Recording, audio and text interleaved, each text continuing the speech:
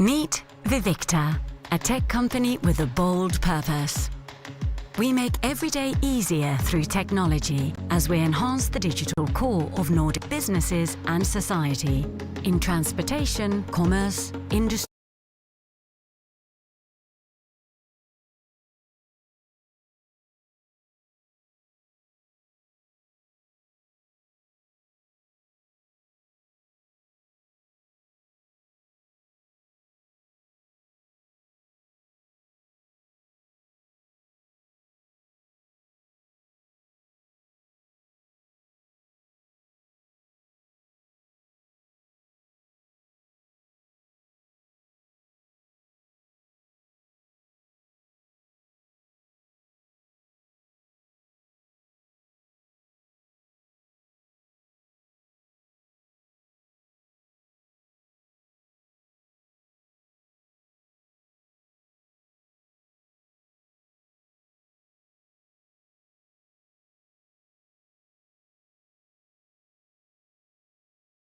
Solutions Limited. Lightning pitch is just gonna start in a couple of minutes. Please do make sure that you fill your seats. Every day. Vivicta.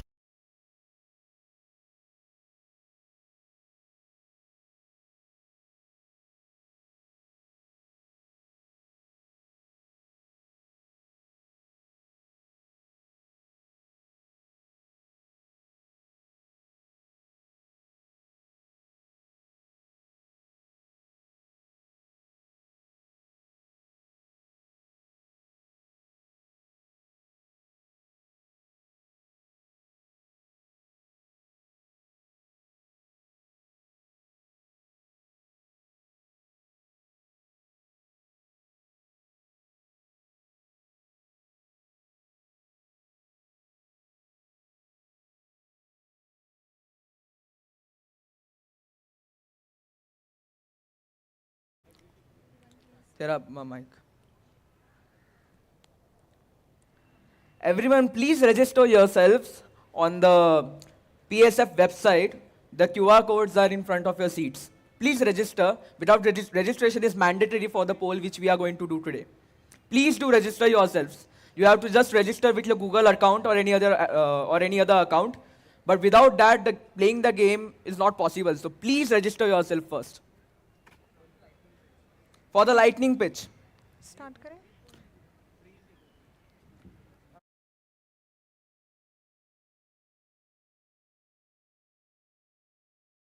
Started with a single pitch, and some of those journeys begin right here today.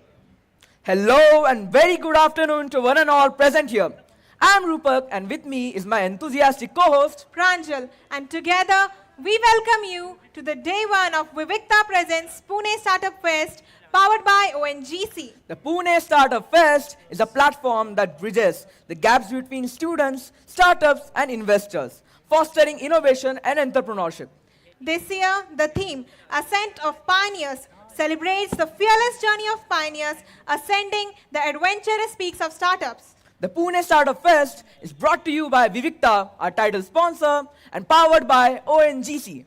Vivicta is committed to driving innovation and empowering the next generation of entrepreneurs through impactful, technology-driven solutions. Vivicta, a tech company As one of with India's a bold leading purpose. energy corporations, We make ONGC every day easier continues to through power technology the nation as while we enhance the championing digital core innovation, of Nordic sustainability, businesses and future-ready society thinking. in Now let's take a transportation, look at our commerce, title sponsor, industries Vivicta's and promotional video. municipalities.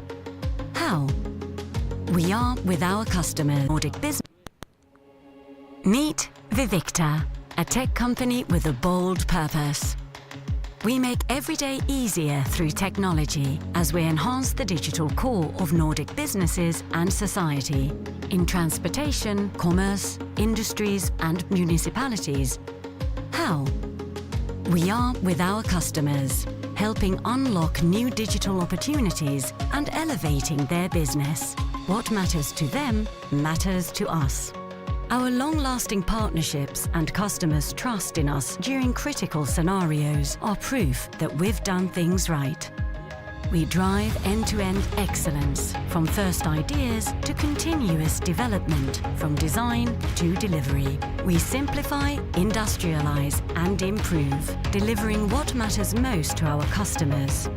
With leading technologies, our expertise, and AI at the core, we get their priorities done. With 6 decades of tech disruption behind us, we're always ready for what comes next. We take pride in being a partner with sustainable business practices. Our get-it-done attitude, strong ethics, and engineering mindset empower each of us to make an impact every day. Vivicta. Elevated impact. Everyone, please welcome our eminent panel of investors with a huge round of applause.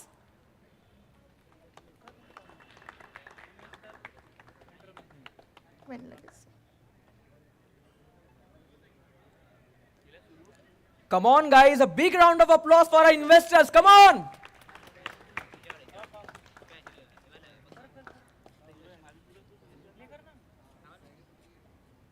Abhi start.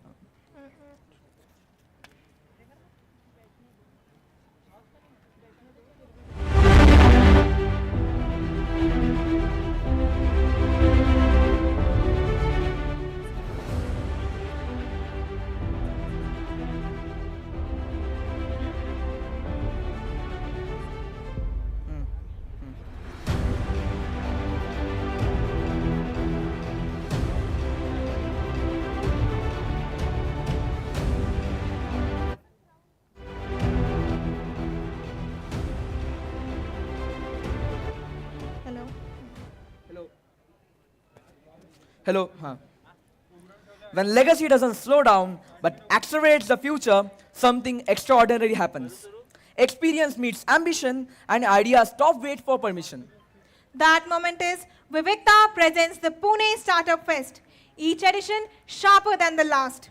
And this year, we are not just hosting another fest, we are setting the stage for breakthroughs, bold bets, and maybe, just maybe, the next unicorn. Absolutely. This one's next level. We are back stronger than ever with Vritti Solutions Still Limited Lightning Pitch. Proudly sponsored by Vritti Solutions Limited. We are proud to announce AI-based Vritti ERP, Solutions Limited as our best for Lightning the Pitch manufacturer. sponsor, a 3-decade-old ISO certified leader in IT, media, and marketing. Recognized by Forbes among the top 200 companies with a global growth potential. Vritti Solutions Limited has empowered over 10,000 brands across India and beyond. Now let's take a look at our Lightning Pitch sponsor, Vritti Solutions promotional video. Still managing business like it's 2010? Wake up. It's time to automate with Vritti AI-based ERP. Best for the manufacturer. Your competitors are 10x faster with Vritti AI ERP. What's stopping you? Before ERP missed orders, slow reports, endless chaos. After ERP real-time insights, automated workflows, effortless growth. Up to 30% cost saving in operation. Contact us today and experience the power of automation. Thank you so much, Vritti Solutions, for sponsoring us. So fasten your seatbelts because today we are going to witness electrifying lightning pitches जो माहौल बदल के रख देने वाली है. Ladies and gentlemen, before our founders take the spotlight, let's meet the minds who have shaped, scaled, and backed some of India's most exciting startup journeys. Please join me in welcoming our eminent panel of investors with a huge round of applause. First up, we have Mr. Anil Joshi, Managing Partner at Unicorn India Ventures, backing early-stage startups to the journey to become unicorns. Next, we welcome Dr. Shweta Chaudhary, founder of Innova, driving innovation with purpose and inclusion. We are delighted to have Mr. Gagan Goyal, General Partner at India Quotient, known for spotting category-defining startups early. Next on our panel is Mr. Anish Maheshwari, founder and MD at Visual Investment Affairs, bringing strategic and global investment insight. On the panel, we also have Ms. Kruti Rayani, principal at 24/7 VC, working closely with early-stage founders. And finally, please welcome Mr. Anil Tabib, charter member at TAI Pune, a mentor and ecosystem builder for entrepreneurs. We are honored to have a distinguished panel of investors with us today. Their presence truly graces the Vritti Solutions Limited lightning pitch and adds tremendous value to the discussions ahead. Please give them a big round of applause.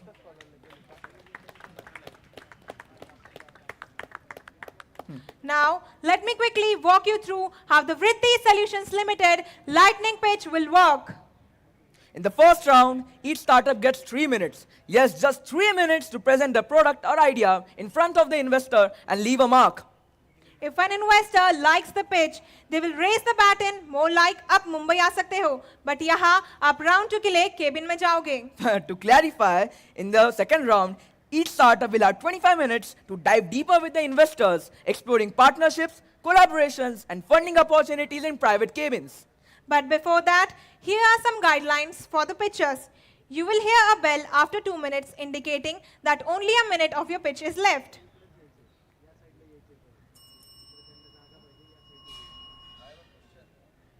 Yes, sir. Yes, sir. No, sir. Yes, sir. Yes, sir. Sorry, sir. At One or least- two questions. Yeah, yes, sir. Then One we will or move two on the next questions. question. We will And then if you move want to on dive deeper in the discussion, you can do that in round 2. Yeah. Nana, if you're invested in investing in that company, only at that moment you will lift the button. If you have any question, we can hand you a mic. Yes. Okay. Moving on. And set up another time would be compensated along. लेकिन बस इतना ही नहीं, आप सबका भी इस event में एक इम्पोर्टेंट रोल है. After every pitch, there will be a live question poll on our website. To participate, simply scan the QR codes near you or the one displayed on the screen behind me. Once you scan the QR code, you will see a link. Please click on it, which will lead you to the Vivikta Presents Pune Startup Fest website. Then click on the lightning pitch, voting to continue.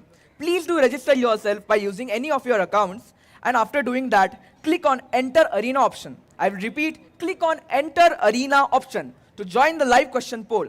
To remind you all, without registration, you can't play the game. Registration is mandatory. And here's the best part. The person who makes the most accurate and fastest predictions would get exciting goodies and a golden opportunity to witness the round 2 of the lightning pitch, which is the exclusive in-cabin meeting of investors and startups. Investors are ready, founders are set. So bina kisi deri ke, let's witness the ascent of pioneers with help of lightning pitch brought to you by Vritti Solutions Limited. Let's call our first startup, DBTM Powered Athlete Sports Tech Private Limited, represented by Sanket Falak and Ambar Jok, a sports innovation hub dedicated to democratizing elite athletic technology through data-driven software and precision hardware. I would like to call team DBTM on the stage, please. Please give them a big round of applause, guys.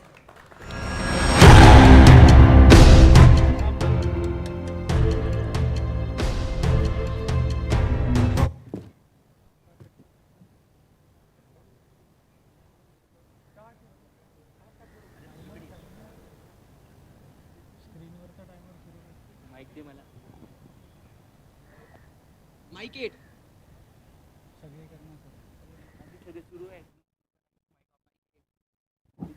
Hello, hello, hello.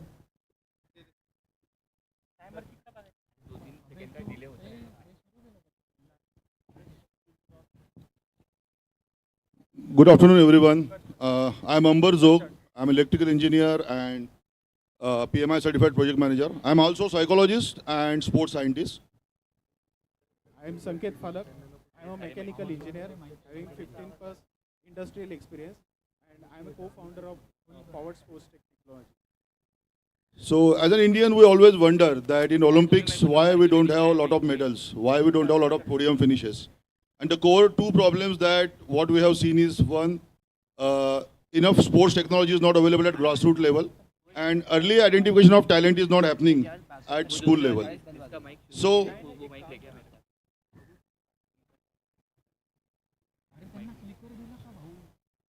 anyways, so those two problems, and why those problems are there? Because sports tech that is currently available in India is mostly imported and very costly. most of the physical parameters that we need to measure at school level, there are multiple devices are needed for conducting different tests. Also, because it's imported, it's very costly, and service part, all those things are very difficult. To address that, we come with the solution, a unique device which can be used right from the grassroots level to elite level athletes.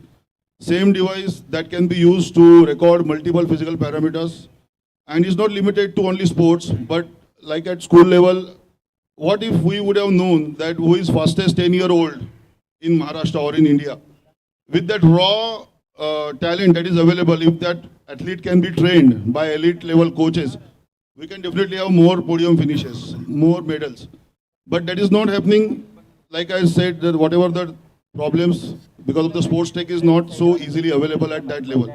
Our device, what we have come up with, the same device can be used to measure more than 20 tests. It can be customizable. It can be used for different sports techs, sports coaches, right from the schools.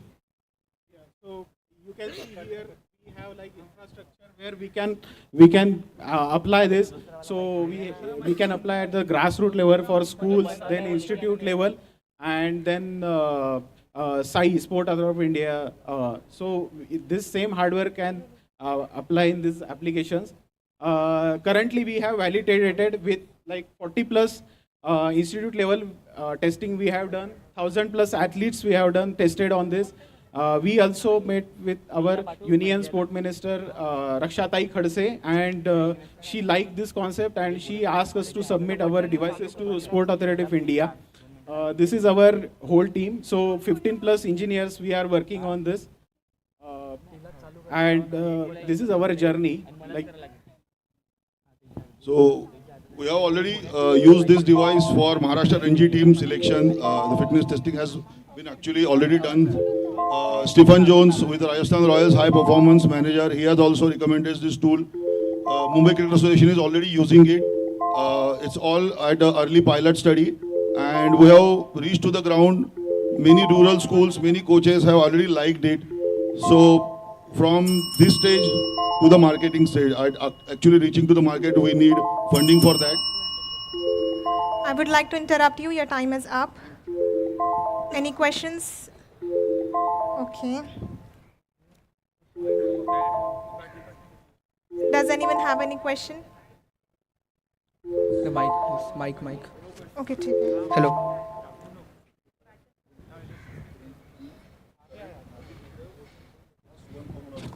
Hello.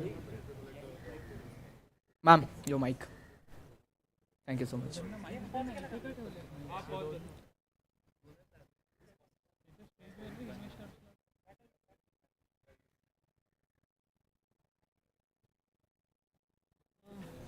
What's the business model around it? You really want to sell the products to the clients, or you want to have a subscription model? What is your business model? Sir, can you please talk in the mic, please?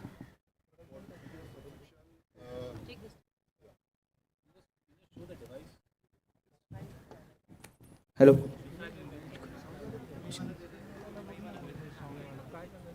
No, for any sport. So, any sport. If you have any so you must have heard about yo-yo test in cricket.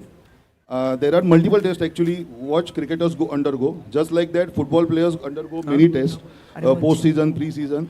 Just like software testing, they are being tested at different stages.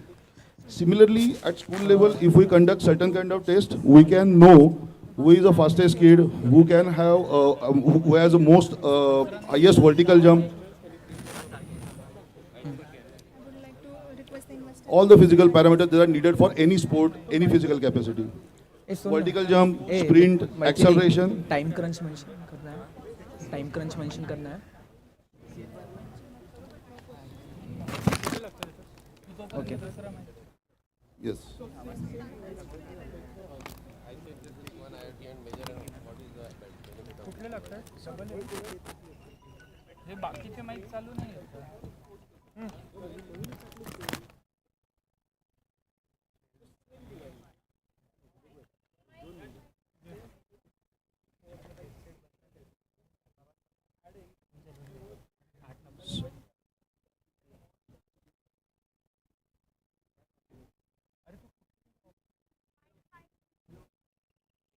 schools, sports coaches, Sports Authority of India, like I said already, Rakshatai Kharse has already recommended this product to be used there. Because they are already using the imported product.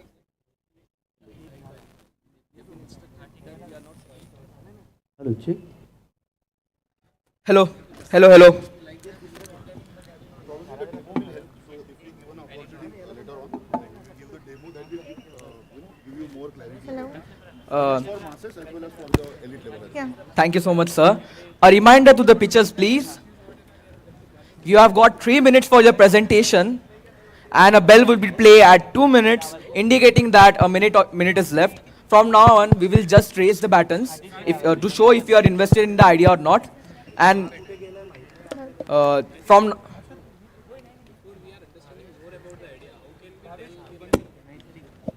Sir, to understand it better, you have to raise the button, and then we will proceed you to a private cabin. पूरी Yeah, picture exactly. cabin Yes. में है. Yes.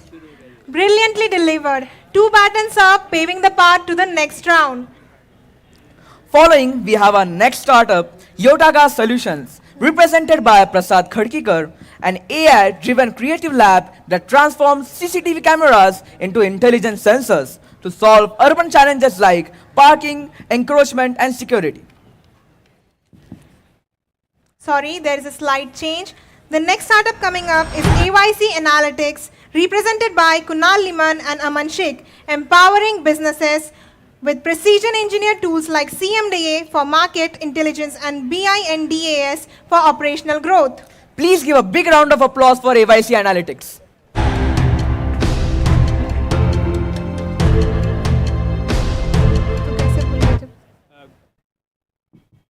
Good morning, everyone. I'm Aman, CTO at Yeah. So we started AYC with a simple dream that to take data science from inaccessible fantasy to a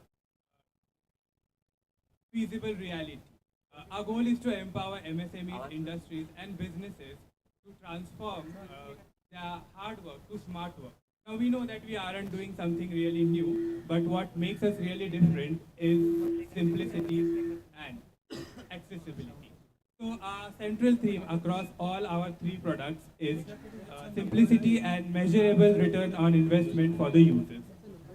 Now we have invented 3 products that are Simda, Bindas, and Suvi. Simda is our B2C product, which is related to stock market.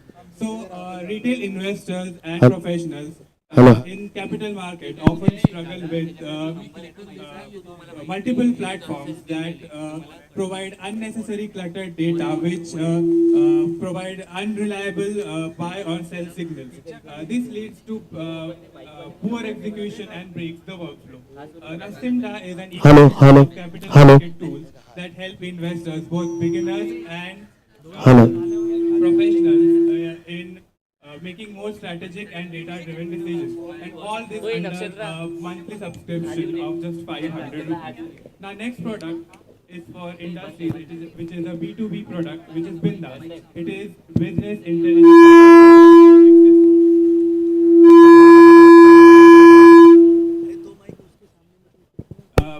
Many businesses face problems adopting AI and BI related analytics due to complex implementation, data privacy concerns, and their complicated pricing. Bindas is a lightweight, cost-effective tool that helps businesses eliminate the need for the big technical teams. It works on a one-time license with on-prem deployment and upgrades offered at discounted prices. The next product that we have for businesses and MSME is called Suvi, which is Smart Upload and Validation Interface. When data is dirty and fragmented, it does not fit well into structured systems.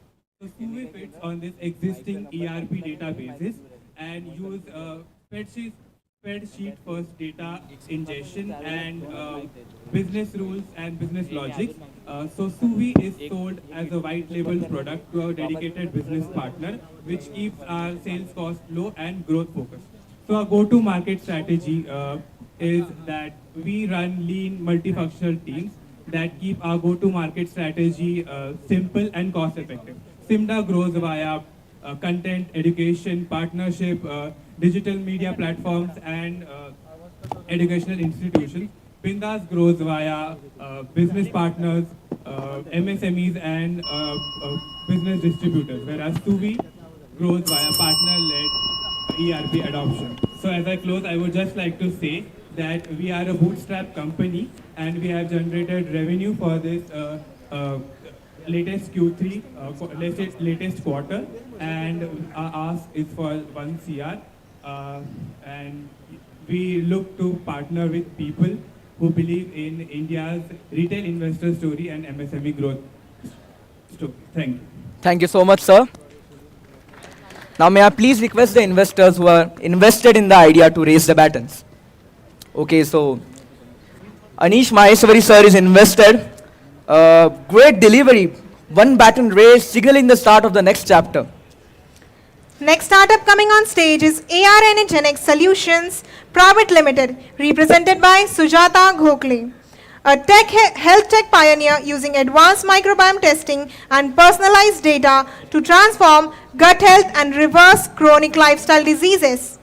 Before bringing them on the stage, I want the audience to please vote on the QR codes which are stuck in front of the seats.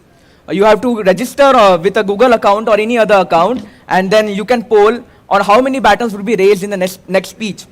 And coming up, we have exciting prizes for them. So please give a big round of applause for ARNA Solutions Private Limited. All the best, ma'am. एक गट test का फर्क तुम क्या जानो? That is what is our tagline, because it makes a difference to a lot of people who have health issues, and we have been continually seeing that.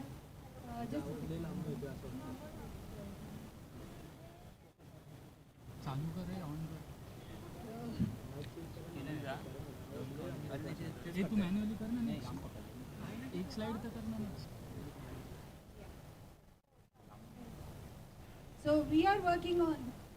we work on global gut health and the microbiome, which is powering the next generation precision healthcare. Precision because no one size fits all.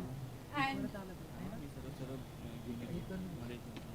the problem, 9.8 trillion spent globally on diseases and healthcare, but the problem is still rising. Medicine is just reactive. So the root cause for all this, research says, a disrupted gut microbiome.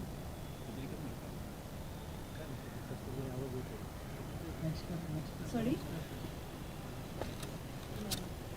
So the missing link, like I told you, it's all about the gut health, which controls both your physical and your mental state. So it controls your immunity, mental state, metabolism, hormones, inflammation and aging. And 99% of them have not yet tested their gut microbiome. So ignoring the microbiome is the missing link in today's healthcare solutions.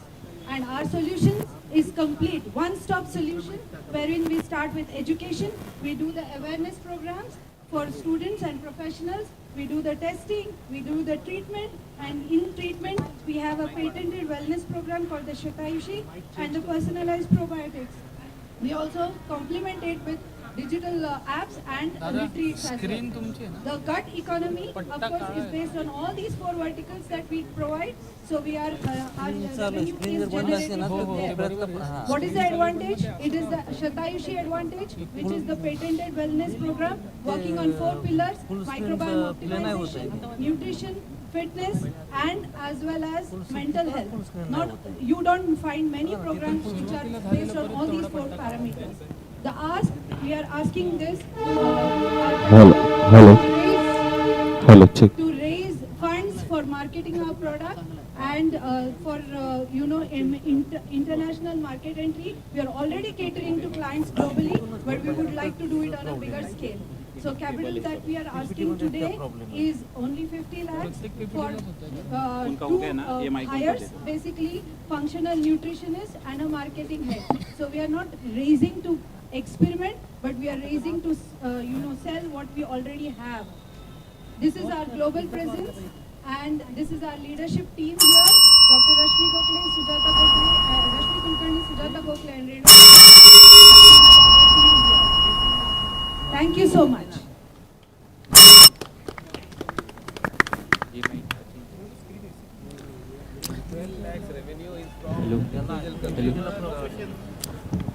Sorry, sir, no questions. If you are interested, you can raise the baton. Brilliant. 3 batons raised, paving your way to the next round. We have another exciting game for the audience here. That is, we would be telling you some abbreviations and you have to give us the full forms. So the first is IPO. Anyone in the audience who wants to? Yes. Yes, you can. So you can elaborate on it. If someone answers it right, you can elaborate give us on the meaning it. of that word. Yes, sir. Okay. Anybody from the audience? Can someone please? Yes, yes. Initial public offering. Is it right, sir? Yes. Can you please elaborate on it? Next is ROI. 1 minute. He wants to ask a question to the Yes, person sir. who answered IPO. Yeah, please stand up. Can you hear me? No. Sir, the minus. Okay.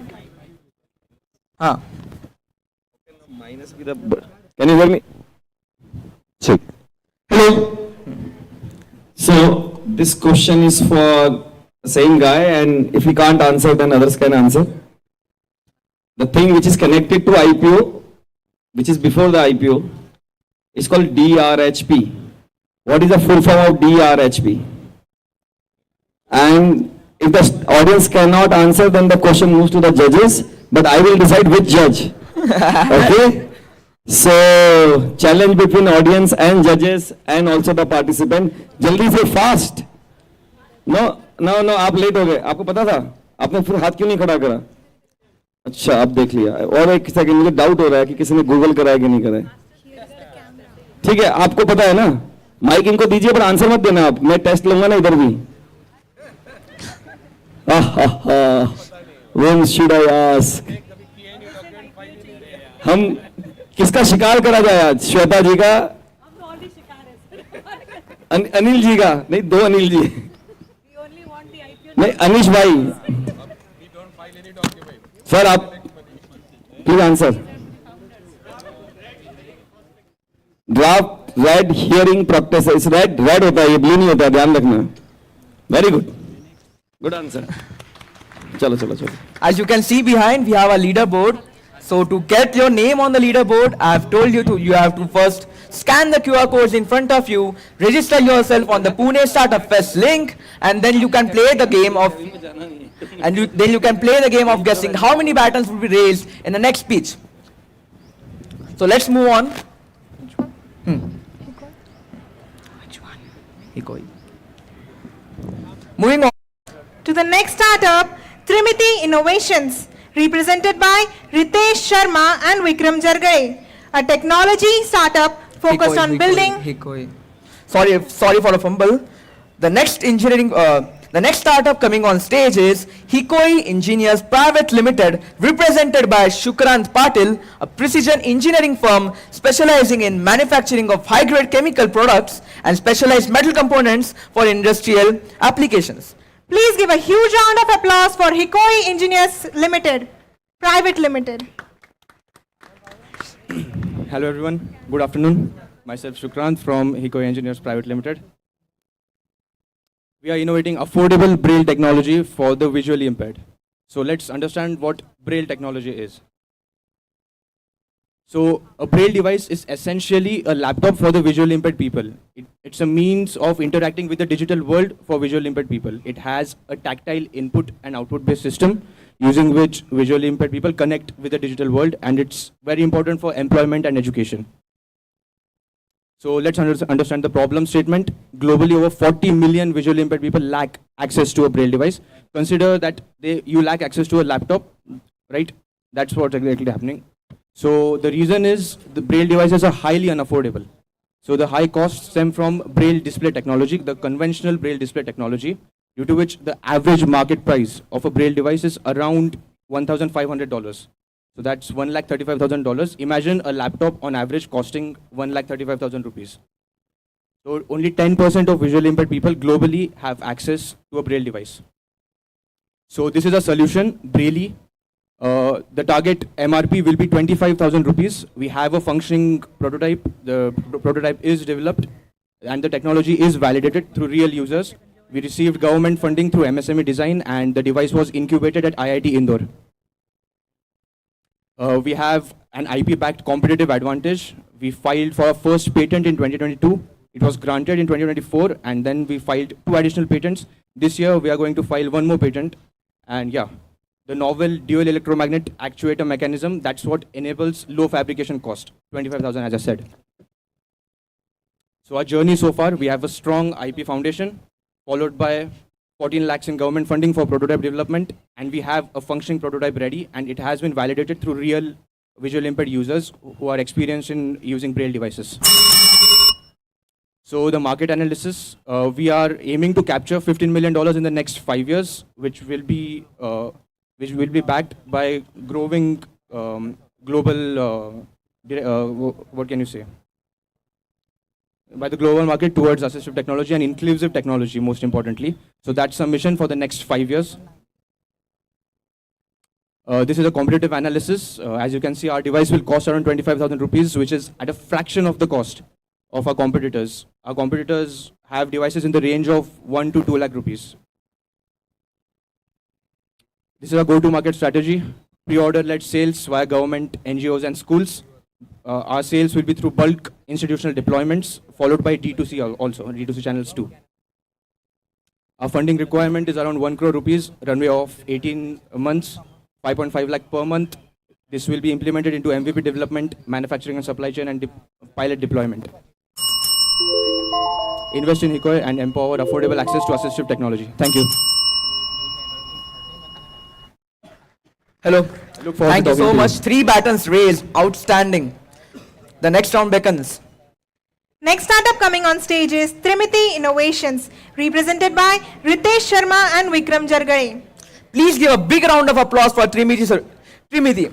A technology startup focused on building intelligent, scalable solutions that help businesses streamline operations and drive digital transformation.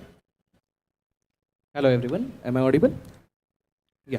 So we are here today to present our idea, digital twin for a home. So let me start out with a story, right?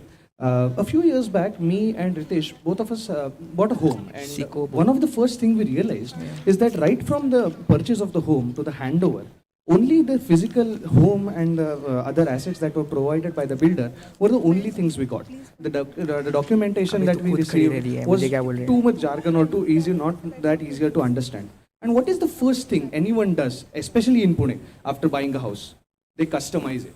They do interior design, architectural changes. It's almost as if they buy something and make a totally different house out of it, right? We realized that as engineers, we were given a lot of options for interior design and architectural changes, but no ways to actually interactively visualize what changes it would look like, what theme we would finally be getting. And there we saw a problem in the market, and we decided to pursue it with the engineering skills that we have and create a digital twin for a home. Not only are the interior and the other architectural changes important, but also the structural and the mechanical information regarding the home, such as the MEP pipings, the IoT connectivity, and other aspects of the home are also important.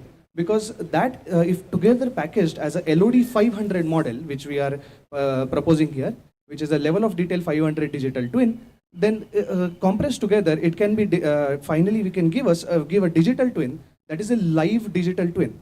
You make any changes in your home, you want to realize something, you want to see various changes, all of those are also enacted on the digital model first. It allows you not only visualization, but also a detailed depth information about the as-is state or the as-built state. Many homes are also resold. In resold homes, you don't have any information about what the previous owner did. But this captures that throughout the life cycle of a building or throughout the life cycle of a home. These are our offerings, LOD 500 Digital Twin. And the way we monetize it is that we provide access to various stakeholders, such as the builders, the OEM manufacturers such as ceramic manufacturers, bathware, tile, all of these people to actually allow their products to be shown in your homes.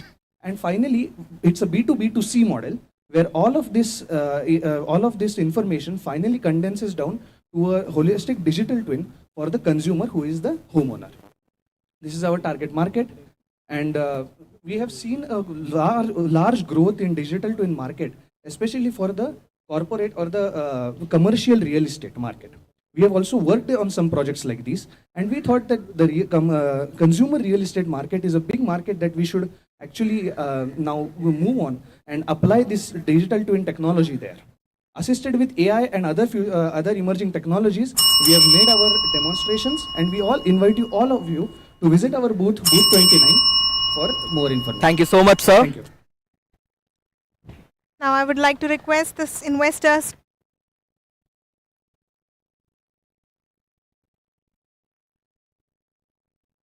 patents, your idea is worth pursuing. The next startup. Hello. The next startup coming on stage is Seekobo, represented by Vishal Dagadia. Smart collaboration platform that connects people, content and workflows into one seamless digital experience. Please give a huge round of applause for Seekobo. All the very best, Team Seekobo.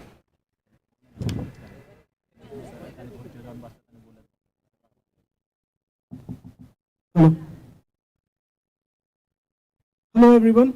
So we are creating a platform for this, the fourth pillar of our economy, students and education. We are going to make impact on them. Every year lakhs of students comes to Pune and many other cities like Pune for education, and their real struggles start from there. They have to find out the right coaching class, the right hostel, the right maze, the right study room, right test series and whatnot. So they have only Google and like places where they can find phone number and addresses there.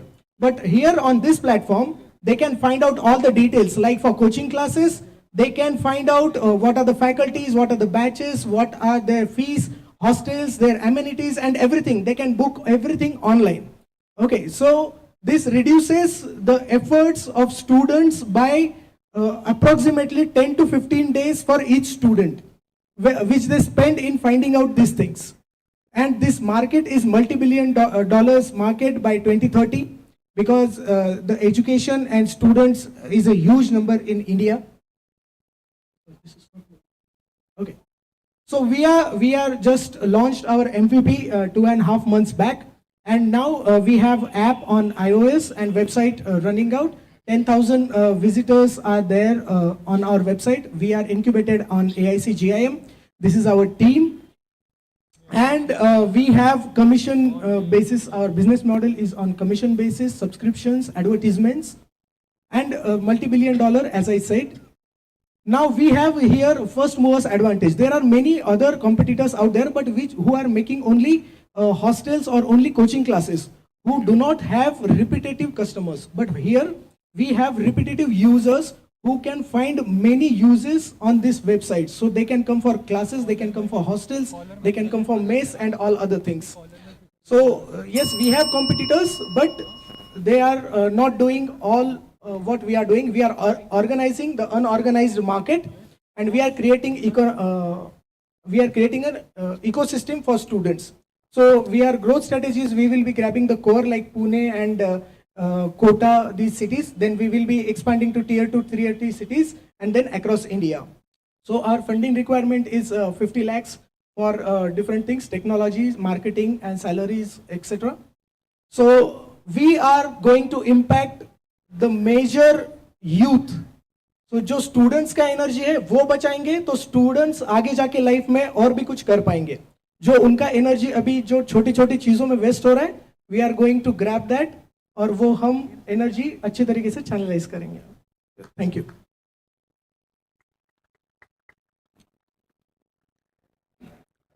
The baton stayed down today, but don't let that dim your spirit. This is just the start of an exciting journey. Good luck, Seekobo. Next startup coming on the stage is Plant Med Pro Pisar Global Ventures OPC Private Limited, represented by Parikshit Pisar, a premium organic agri-tech brand specializing in living soil technology through 5-in-1 microbial biofertilizers that unlock essential soil nutrients for the vibrant plant growth.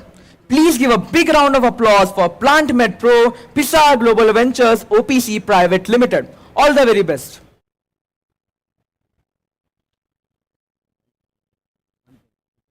Hello. So hi. Every Indian home gets a thief now and then. And actually what we are doing is we are feeding our dustbins. So India is not a country which has a problem in growing food, but the problem is that 30% of the food, the fresh veggies, fruits, everything goes rot. So the rotting is the problem. 30%. That number actually comes to 1 trillion rupees. To understand in crores, it's 1 lakh crore is what goes to waste, and it's based on government data.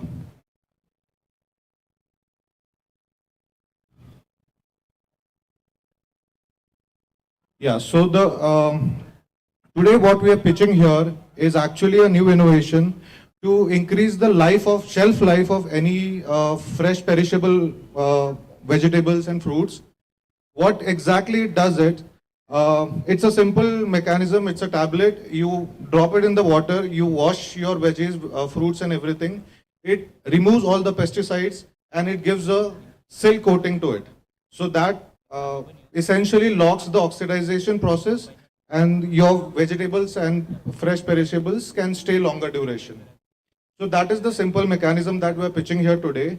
The cost that we will be selling this at is ₹5. But yes, who am I? I am a branding strategist, innovation background person, and what I'm looking here today is collaboration between people who would like to invest in food culture, and that is why today we are pitching here.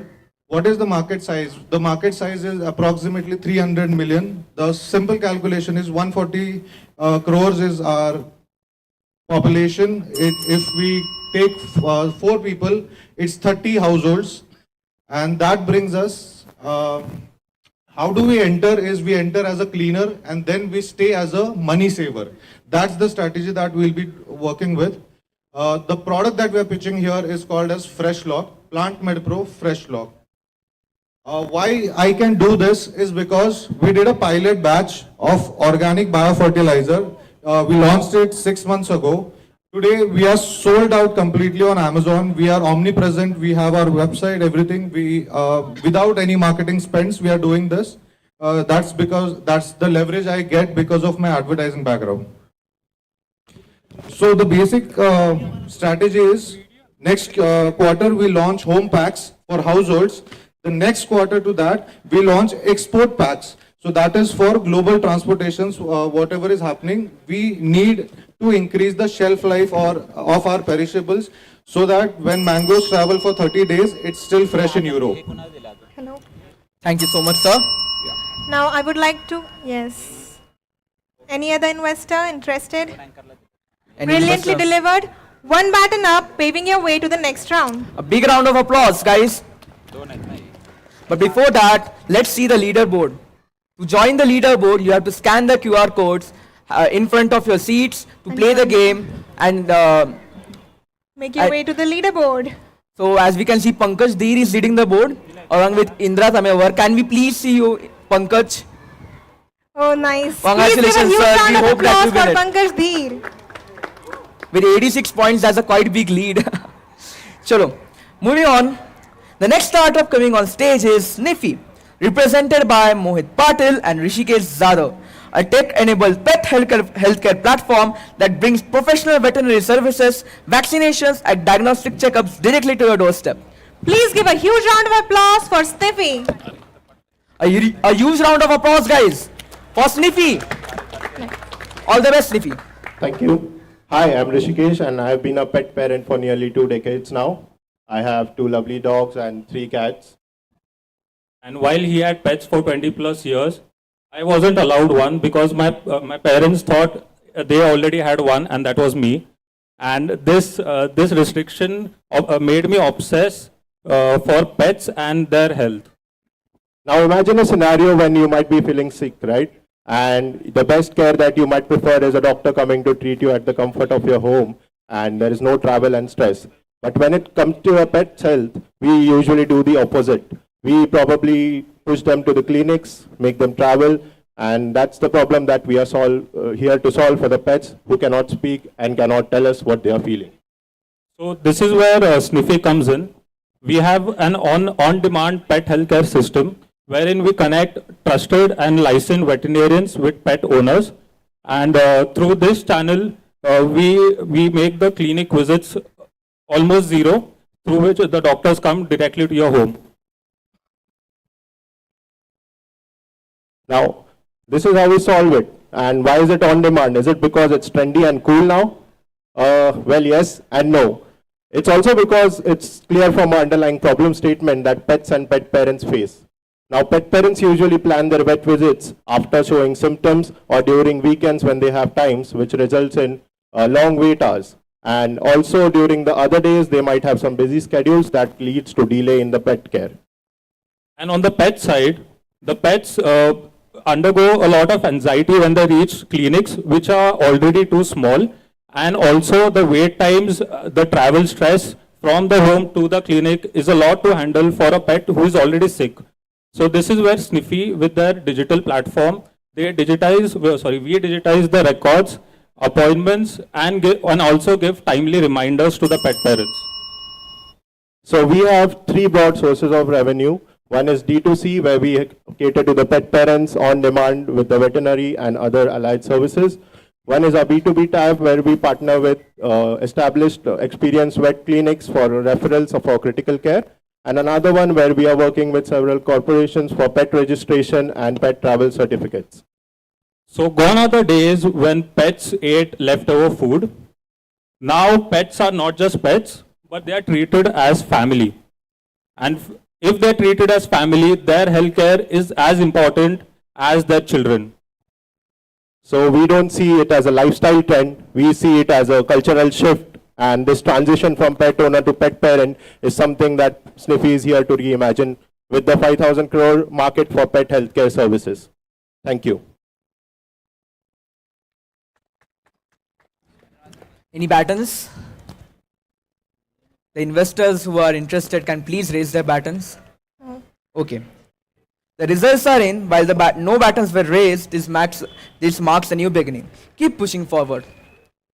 Next startup coming on stage is Ghostbox, represented by Aniket Vaidya, a high-performance toolkit for developers to build and deploy AI applications that run entirely on local hardware, ensuring total data privacy and zero API costs. Please give a big round of applause for Ghostbox. All the best. Yeah. So my name is Aniket Vaidya. So we are a deep tech startup. We are basically breaking the main problem of the AI. AI currently is hallucinate and it don't have the context limitation, or we have the limited context to understand things, and it also don't store your memories, facts exactly as it is. Suppose you have done 1000 of the conversation with the AI, then AI will miss out the first conversation what you did with it. But we can guarantee the hallucination will not happen with our wrapper. And this is a physics-based AI, means we are using the physics principles to do the bottom-up research over the AI architecture. So we are not using the statistical prediction technique to predict or anything like that. We are basically physics-based, means energy and energy basins we are using. Yeah. So this is our philosophy. So first we develop the runtime. So there is a main problem in the AI. So AI is continuously increasing our cost of the GPU execution, energy and everything. So we have the main runtime, which is actually working over the GPU and below the framework. So we totally created a new layer in the operating system, which is controlling your distributed AI execution on the execution layer, where your kernel and actual neurons was getting uploaded to the GPU. Then we move to the physics-based approach for the because we identified there are 80% of the GPU energy is getting wasted, and we can actually save it with the runtime execution intelligence. But to have the runtime intelligence execution, we need to first create the new framework, which is the framework. And this framework is a physics-based approach and research-based approach, and that was given as the Ghostmind SDK. So this SDK is a productization of all of the stack, and SDK will basically provide you the wrapper, which will be guarantees that AI will not hallucinate. AI will get its memory until indefinitely according to physics, and also you will get the contradiction removal from the AI. So basically you can control the AI. We are the firewall for the AI, current AI. So current problem is like this bounded memory correlation, like statistical patterns are not the actual intelligence we can say. It's just a predictions of the next token, but we are not predicting anything about the next token. We are actually using intelligence to identify it. So this is all are the mathematical based, and we have very solid mathematical background for this all of the things, how we are like providing this non contradiction and the hallucination anti-hallucination solutions to the AI, and this can be worked with the any AI model currently available in the market. So yeah, so there are the three basic pillars we have, and we are also providing a bonus with the physics-based execution authorization. So most of the time, defense and the critical infrastructure required some encryption system where it cannot be cracked. So that is what we have the PBI security, and yeah. Thank you so much, sir. Thank you. Any investors? Oh, great. Nice. Incredible delivery. Wow. 3 buttons raised, signaling the start of a new chapter. Let's continue our previous game's abbreviation. So in this game, I have some abbreviations and you have to expand it. Earlier we had an abbreviation IPO, then sir gave one. Now the next abbreviation is CAC. I will repeat, CAC. Anyone from the audience, does anyone know the full form of CAC? It is an abbreviation related to language of business. Nice. Yes, sir. That's absolutely correct. Anyone from the investors who want to elaborate? Okay. एक question का answer तो किसी ने और ने दे दिया. एक सवाल पूछना, किसने दिया था इसका जवाब? पंकज धीर सर. आपके लिए तो सोचना पड़ेगा. कैमरा. रूपक कैमरा. चलो थोड़ा डिफिकल्ट सवाल बनाता हूँ. तो CAC जुड़ा हुआ होता है एक और 3 लेटर की चीजों से, LTV से. राइट, दोनों में प्यार मोहब्बत बहुत है ना, बॉयफ्रेंड गर्लफ्रेंड जैसा. तो LTV बाय CAC का रेशियो नाम की भी एक चीज होती है. तो उसका नाम तो नहीं जानना है, बट एक अच्छा नंबर बताइए LTV बाय CAC का, which is a good number two feel कि जो कहते हैं ना शादी में गुण मिलाते हैं 37 38 मिलते हैं तो बहुत अच्छा होते हैं, वैसा LTV बाय CAC का क्या नंबर होना चाहिए जो आपको अच्छी फीलिंग देगा? हाँ, यस, गुड गाय. लौंडा सकते हैं.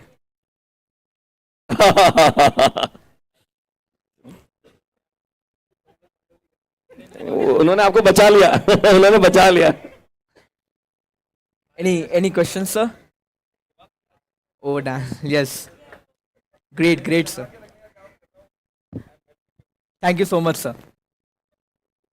The next startup on the stage is Poshak Parent Eco Organics Private Limited, represented by Amog Girish Mai, a D2C brand delivering ready-to-cook, preservative-free Maharashtrian meal kits that offer farm-fresh taste and a 6-month shelf life without refrigeration. Please give him a big round of applause for Poshak Parent Eco Organics Private Limited. All the best. नमस्कार. माझं नाव अमोघ गिरीश माई. मी एक MBA झालेला सर्वसाधारण घरातला माणूस आहे, मुलगा है. येस. सो बेसिकली मैं देखते रहता हूँ मार्केट में कि हर एक बंदा अभी बहुत करियर फोकस्ड हो चुका है. हर एक बंदे को ग्रो करना है लाइफ में. मैं दिन भर कंपनी में जाऊँगा, जी जान तोड़ के काम करूँगा, थक हार के दिल से, दिमाग से और शरीर से. घर पे आने के बाद मैं एक सोचता हूँ आज क्या खाने का. बेसिक रहता है, रोज़ का यही रूटीन रहता है. एंड उसी टाइम पीरियड में मैं जब देखता हूँ कि एक फार्मर रोज़ रात को बैठ के सोचता है आज तो मैंने भाई 200 किलो हार्वेस्ट कर लिया है, ये अगर मैं बेच नहीं पाऊँगा तो कल क्या खाऊंगा. पोस्ट हार्वेस्ट लॉस जो इंडिया का है वो 208 मिलियन मैट्रिक टन है, जिसका कॉस्टिंग 13,800 करोड़ इतना है. ओके. सो ये सब देखते हुए एक पोषक नाम का ब्रांड मार्केट में आया मतलब हम लेके आए. सो ये इंडिया का फर्स्ट मिल्क ब्रांड है जहाँ पे एक पैक के अंदर आपको एक क्लीन कट सब्जी मिल जाती है और उसका मसाला रेडी मिल जाता है. जस्ट लाइक नूडल्स आपको कुक करना है, विद इन 7 मिनट्स कोई भी सब्जी रेडी हो जाती है. आपको कुकिंग करना आता है, नहीं आता है, कोई दिक्कत नहीं है. 6 month shelf life without preservative और केमिकल्स. फ्रिज में रखने की जरूरत नहीं है, कहीं भी बेड के नीचे, कबर्ड में, ड्रॉअर में, किधर भी रख दो, प्रोडक्ट खराब होने वाला नहीं है। तो बेसिकली मैं एक देखता हूँ कि हर एक बंदे को भूख ये बस खाने की नहीं होती है, वो भूख होती है उनके यादों की। उनको एक सेटिस्फैक्शन चाहिए रहता है कि मैं घर का खाना खाना चाहता हूँ। रोज रात को कंपनी से आने के बाद सोचता हूँ कि भैया अभी ब्लिंकिट कर लेते हैं, उससे अच्छा ये है हम मार्केट में आ गए हैं। अभी हम D2C में वर्क ऑन कर रहे हैं। लास्ट 4 ईयर से हमने एक बेस्ट क्वालिटी प्रोडक्ट मार्केट में लेके आए हैं। D2C में हमने लॉन्च कर दिया ऑल ओवर द ग्लोब, कहीं भी हम D2C में होम डिलीवरी दे देते हैं। बट अभी हम थोड़ा सा स्केलअप के पीछे भाग रहे हैं क्योंकि हमको बर्न कम करना है ओबियसली। अभी तक बूस्टर भी किया है। सो अभी तक अगले 6 महीने में अगर प्रॉपरली सब हो गया तो हमारा 2.4 CR का रेवेन्यू हो जाएगा, उसमें से 30% हमारा नेट प्रॉफिट होगा। अगर आपको एक ऐसे स्टार्टअप में जुड़ना है जहाँ पे सोशल वर्क भी हो रहा है बट धंधा भी मजबूत हो रहा है, तो let's connect.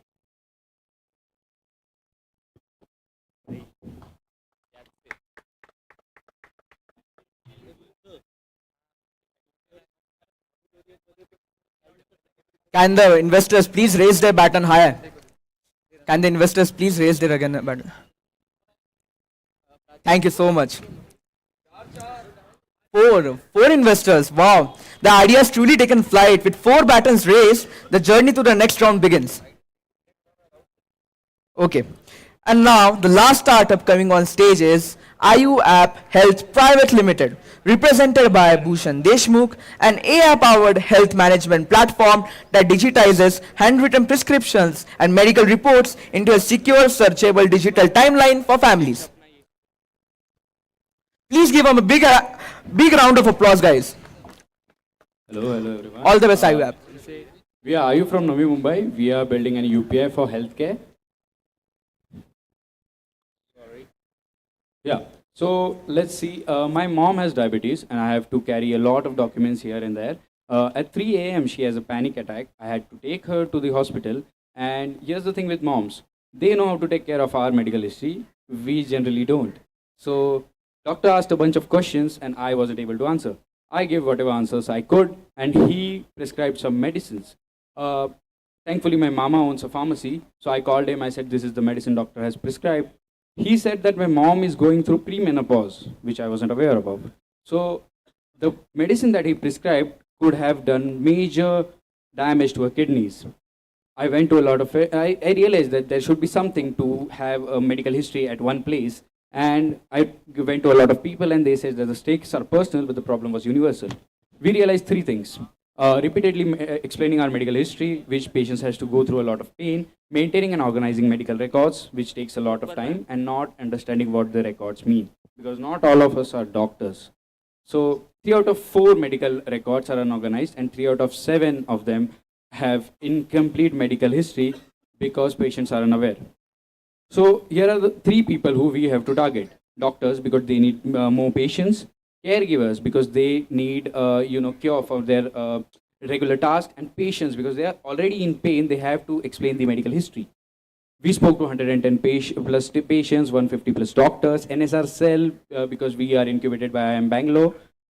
We realized 4 things. Doctors hate entering data because it costs like 3 to 5 minutes per patient. They are disconnected from entire patient journey. They don't know what happens when the patient suffer from pain and came to doctor and post that. Also, they are unable to scale because the ecosystem is fractured. We came up with 2 solutions. One is IU app and second is our IU dashboard. Both are independent of each other. The IU app, in IU app you can scan your medical documents and digitalize them and ask the AI feature whatever you need related to health. And the dashboard, it delivers patient insights that even patients don't know. The dashboard gives a doctor insights, even the tiny bits, to give the best healthcare possible. IU is leading the UPI movement. We are not trying to replace ABHA or any other thing. We are just building on top of that. Here are 3 business models. One is the IU Health app, which is going on for premium right now. We have 4.2K users as of today. IU Doctor, we have 20 plus doctors doing free trials. We have 2 membership plans. One is 10,999 and second is 16,999. And we have a licensing model. There is a company called Remedio who is building tech for scanning your retina, and we are building app for them. This is our SOM, SAM, TAM. And our ask is 350K for like 18 to 24 months of run period. That's it. Thank you. Now I would like to request the interested investors to raise their buttons. Any interested investors? Okay. The results are in. While the pitch didn't make any moves, your idea is worth pursuing. And now the moment we all have been waiting for. Now I would like to request the investors to give their insights regarding the Vritti Solutions Limited lightning pitch. Give them the mic. The mic there. No, Yotaka was not able to make it today. Insights on anything you have to share. Insight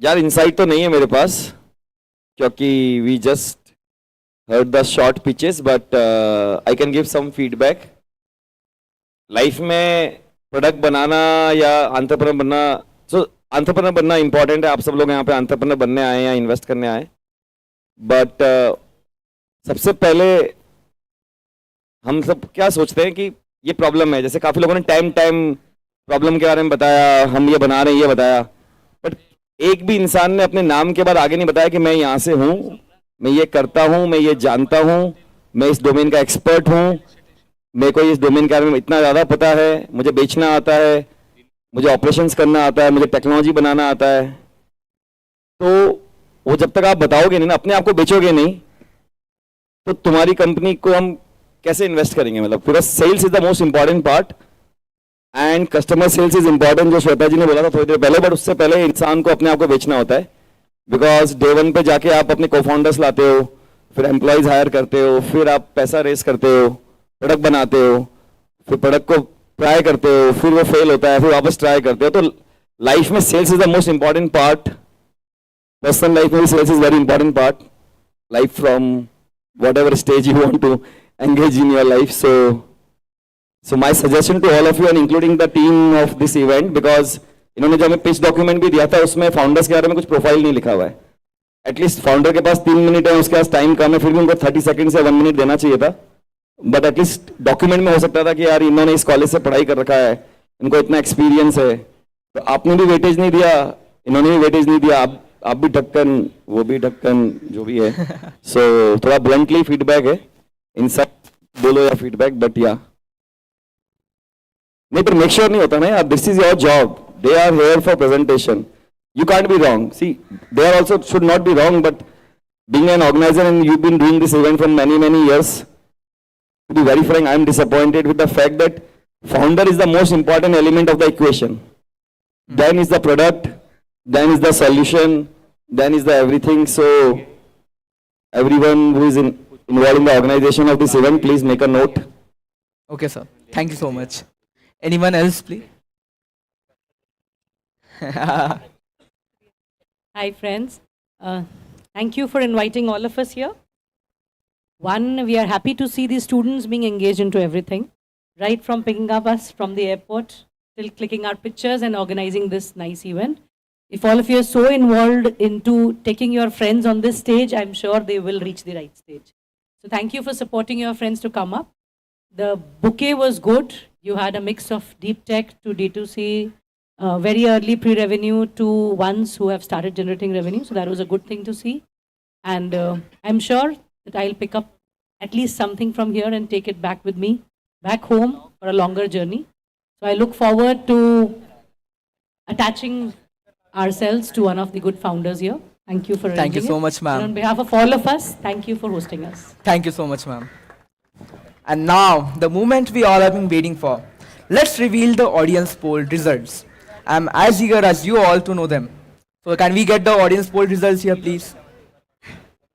Pankaj Dheer, wow, 113 points. That's a very That's much literally big more gap. than double of the second participant. Can Indra Tamewar please stand up? And Pankaj Dheer, can you please stand up, sir? Indra?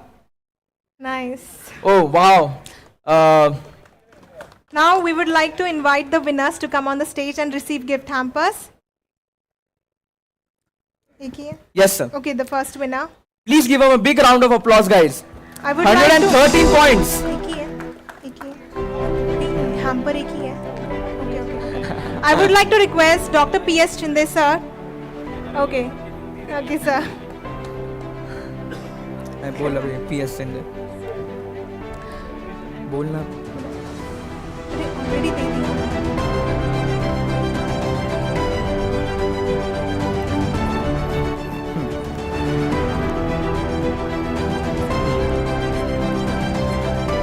We extend our heartfelt gratitude to the esteemed investors for their time, insights, and encouragement.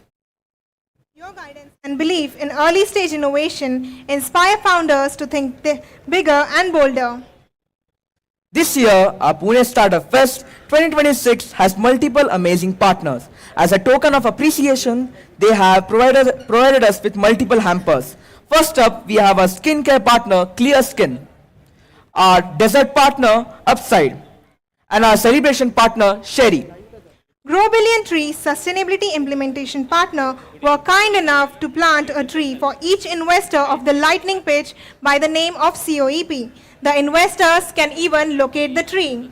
We now request Dr. P.A. Shinde, Faculty Advisor of PSF 2026, to kindly proceed with the felicitation of our investor panel. Please give him a big round of applause, guys.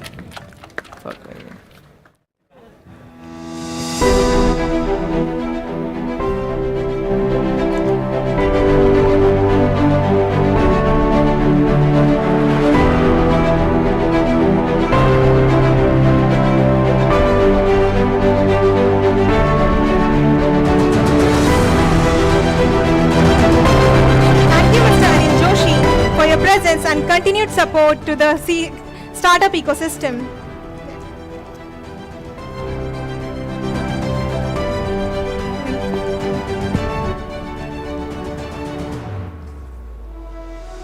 Thank you, Mr. Gagan Goel, for your continued support to early stage entrepreneurship.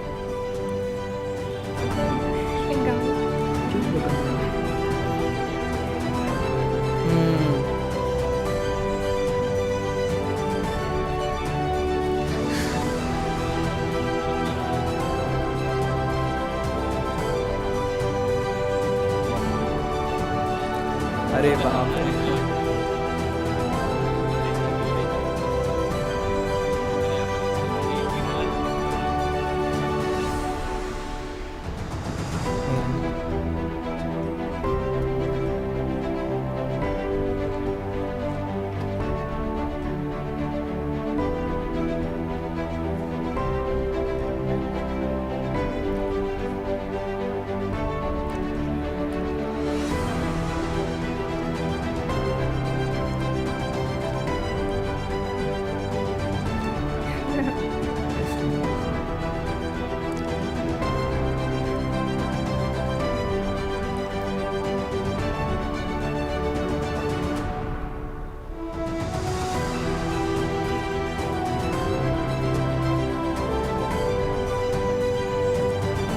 Thank you, Mr. Gagan Goel, for your continued support to the early stage entrepreneurship.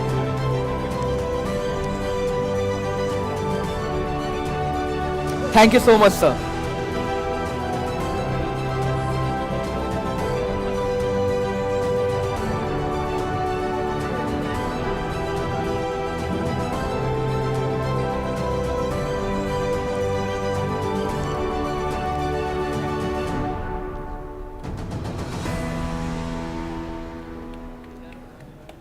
Thank you, Mr. Anish Maheshwari, for your contribution to the investment community.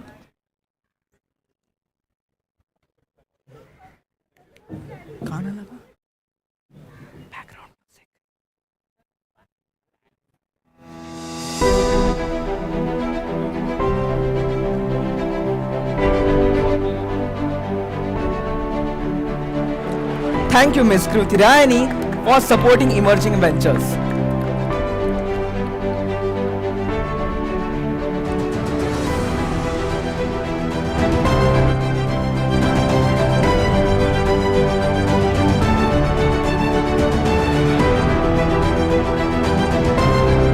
Thank you, Dr. Shweta Chaudhary, for being with us and for fostering inclusive innovation.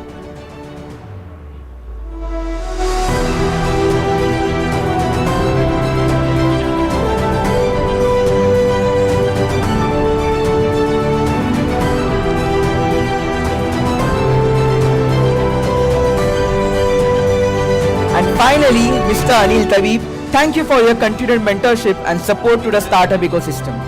Thank you to all our investors and founders for starting Pune Startup Fest 2026 with such energy and passion. Let's give a big round of applause for our investor panel and startups today.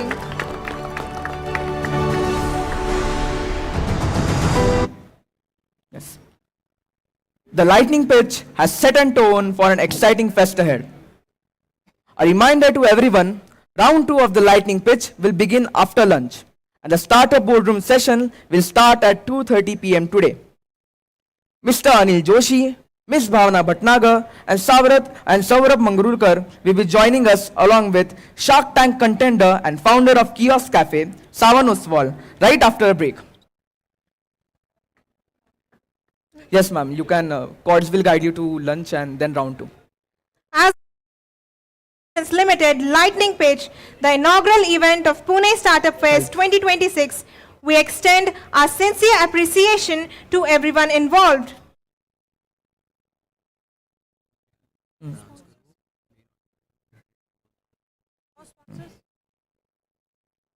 Still managing business like it's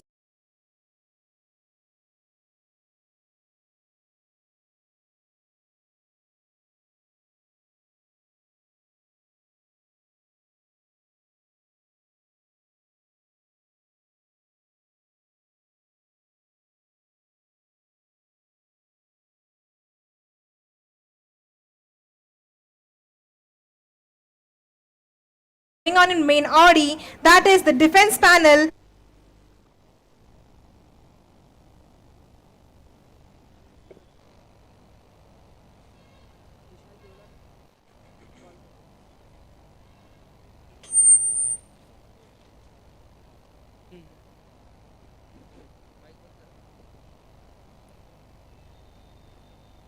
Check.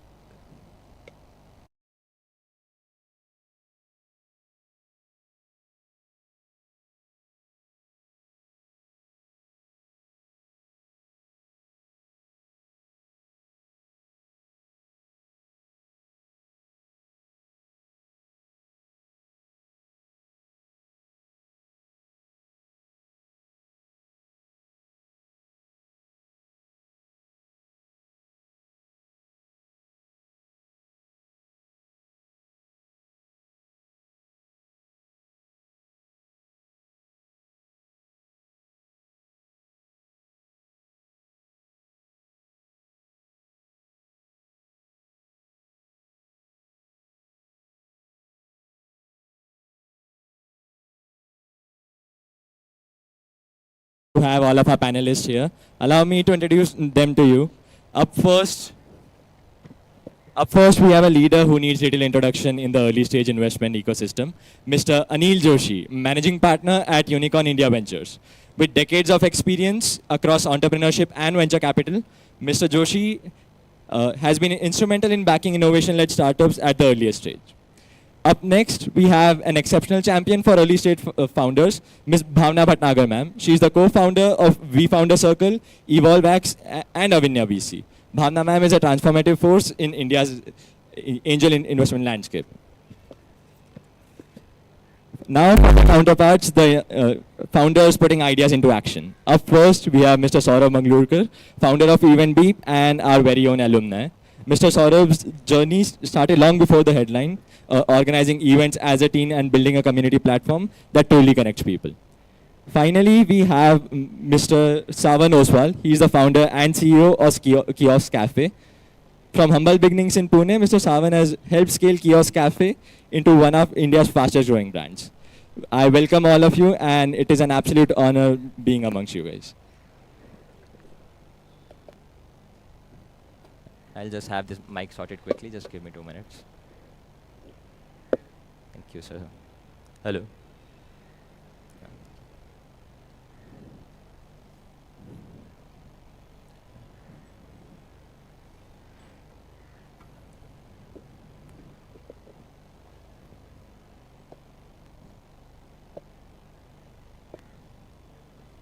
I want to. Yeah, they want to offer, but we'll have to press and hold.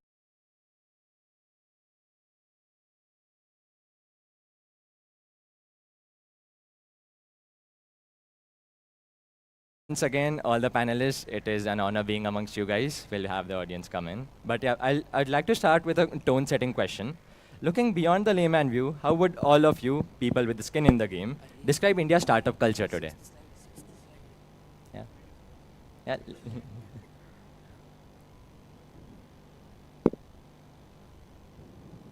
I think Anil sir here, of course, has. Looking beyond the layman view, how would you guys, people with skin in the game, describe India's startup culture today? See, skin in the game basically refers to, your own, equity in the venture, right? So, for example, let's say company have been started and we'll end up putting 1 crore in the company example. And founders have just incorporated with 1 lakh, there's no skin, right? Tomorrow he has nothing to lose but just walk away. Correct. So skin in the game basically refers to, having your own equity contribution in the company. Need not necessarily need to have a specific quantum, but it need to be substantial that, the stakes are too high for you to walk away, right? And skin in the game need not necessarily has to be money, but it could be, your knowledge, IP, right? You bring in technology expertise, and that's important. And that's basically, have been transferred in company's name, and that's get valued, right? So basically, for me, skin in the game is the stake which is difficult for anyone to walk away when situation is not good, right? Because most of the startups fail because not they lack resources, but the founding team give up too early. So is basically to see that there are all reason for team to continue even if when chips are down. So if there is a skin in the game, the comfort for investor is very high. So, firstly, I was gonna ask, what do you mean by layman view? I'm curious to know what do you mean by layman view? What's your view of the Well, startup ecosystem? Currently, the way I see it is following the VC winter that was in the headlines for a few years ago. Currently, I think it's bouncing back, and it is easier and easier for founders to get into the culture. So, does that affect the quality of startups that are founded, or are they still the same?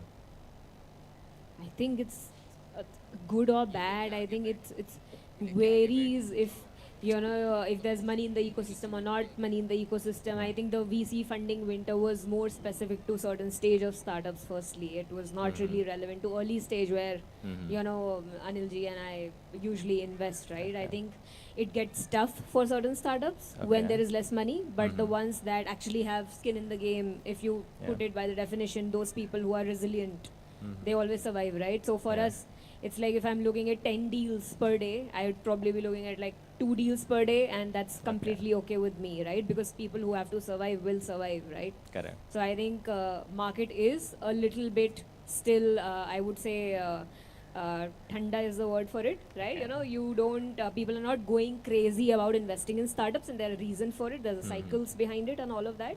But having said that, we as VCs, we always keep out, we're always looking out for startups that are doing incredible businesses. Firstly, they are doing something interesting, something valuable that would be added to the society, and whatever kind of market there is, there would be people like that, who are strong with their conviction. They know what they're building, and they deserve the money that we put in them. So. Yeah, I mean, although like I'll keep it very short. So when I define like the startup culture today, so again, when you say how's the startup culture, you define it to investors and VCs and venture funding, which should not be the case. The entire startup culture should not be driven by investments as like the North Star. It has to be driven by how good companies are doing. But yes, because of the funding winter, it did bring out the best startups, high quality startups, which are really doing foundational good work.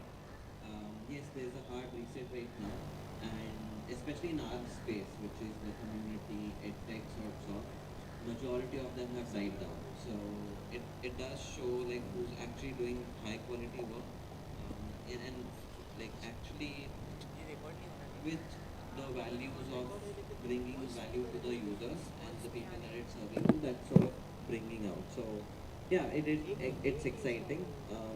The youth and the next generation is actively looking to start something of their own. So it's fascinating. So I would say, but what really matters or should matter is that you have built out something to solve a real problem rather than to get investments. Yeah, to be a solution not in search of a problem, and be a solution to an actually existing problem. And that's a great insight. What about you, sir? Hello. So for me, startup you talk about, like I see it as a solving customers' problem basically. When it comes like if I'm the one who has started a startup, so we used to see a problem like where is the problem in the market. Coming from a food background where I see like there was a gap between people are not getting affordable coffees. So we started with coffee. The reason behind that was only people used to pay something high fundu money for Starbucks coffee, and there was a filter coffee of 20 rupees. So there was no gap being filled over there. So we tried to fill the gap where the students, like college students are there, then all mediocre crowd who wants to drink the coffee daily. So we have to solve the problem basically. That is all about the startup. Again, coming down to like investors and getting funded. If you're doing a good work, that is more easier. Today, and startup is a very nice game if you solve it very fast, because cracking down for us was very easier because we got the market. Correct. The right time the CCD was backed out from the game, so it was easier for us. Today we have 80 outlets, and this game have changed us a lot. Like we have 80 outlets. This is the reason we have went to Shark Tank also. So yeah, there are many other opportunities you can go with. Like I'm not just talking about food industry, but there are tech industries. These investors are already looking out for. So that is my answer. Just to solve the problem. People are there for you. Yeah, that's a great insight as well. Now, what this brings me to is, since both of the founders here are into B2C industries, the question this brings me to is, has the market in India changed since you guys began first? And is it more or less price sensitive since it was back then? I'd love to have founders answer first and then the investor. Hello. So market was price sensitive, I can say, because up till unless you do not have a proper target crowd, whenever you start the startup, you should know what kind of customers you are pitching. If you are pitching like high level customers, you have a ticket size. Like you need to go with that ticket size. If you have the you're coming to the mid market, you have to come with this ticket size. So this is how you enter the market. So coming up with the word startup, as you said. So this is how we tackle it with the price market. So it depends. Like startup, even if you call like a 5-star restaurants, if he only has one restaurant, so we can call it as a startup. It's Correct. not like a well-settled 5-star restaurant. Even he's starting, he's looking out for new things. So yeah, that is my answer. Yeah, I mean, the kind of audience that we deal with is college students. So you should change it from price sensitive to free sensitive. So they want everything for free, Correct, especially when we had started. But now it's changing rapidly. You know, we introduced premium subscription, we introduced charging students. So for the value that we give, students do have now like, you know, overall in terms of paying abilities, that has improved for sure. When they see value, they do have those bandwidth to sort of pay. So it has certainly improved from, you know, India being like a Hello, more free or price sensitive market to now actually paying for if there's value, and even premiums. For instance, when we had started the students community platform, we had given it out for free, but now we started charging, and about 20-30,000 students pay every month on the subscription side. And on the courses side as well, there's like a premium that we charge 50 to 60,000 rupees per program. So that's something that once students find value, they're open to pay. Yeah. What about you, ma'am? How do you perceive the price sensitivity in B2C startups which you tend to invest in? I mean, it's a very broad. Hello? No, I cannot. Yeah, so I think it's a very broad question. I mean, of course, India is a very price sensitive market, right? Everyone knows that. No one firstly wants to pay for anything. Correct. Right? I mean, even if it's valuable sometimes. Yeah. Right? So when you're providing something of value, and then again, value means different things. For example, is the product, I don't know, unique enough or not, right? Uniqueness also is defined very differently. I mean, your product may not necessarily be unique per se, but you have to, of course, brand it and market it in a way that it is, right? I mean, the story and narratives drive the value, and then that drives, your prices, right? You as founders, I think, need to be very, very clear what are you selling, right? Your narrative about your product shapes the narrative of, what and how it will sell and to who. Correct. Right? Even for student, and I mean, student can be very expensive consumers as well, right? I mean, they're not in one age bracket. It depends, where are you selling? There are people who are in private schools, private colleges. They might end up spending more on certain things. There could be different type of specialized courses for which, parents will happily spend money on. Now these days, I'm hearing that college students are getting more sensitive to, I think, health and lifestyle. They're spending so much on, I think, healthy drinks. They're spending so much money on even fillers and Botox for that matter, right? Something which was unheard of maybe 10 years ago. And those are expensive things, but the whole narrative is that, how do you start taking care of yourself early on, and then they're spending on it, right? So I think, yes, India is a very price sensitive market, but what we've been seeing in the last 3 to 4 years is it's also driven heavily by trends. Heavily by social media, Correct. heavily by, what the Gen Z, or maybe now after Gen Z, Gen Alpha, what do they want? So brands are good brands, good founders are, following those trends, and they're trying to understand how do I capture, this market. Like, for example, there's a D2C founder recently messaged me. He wants to do some food flavored body lotion and body washes, which are supposed to be in a certain texture that Gen Zs will like, okay? And all of it is based on collaboration, right? So I thought it was very interesting. So he's like, I'm only doing this for Gen Z. I don't want anyone else to, participate. I don't want anyone else to buy it.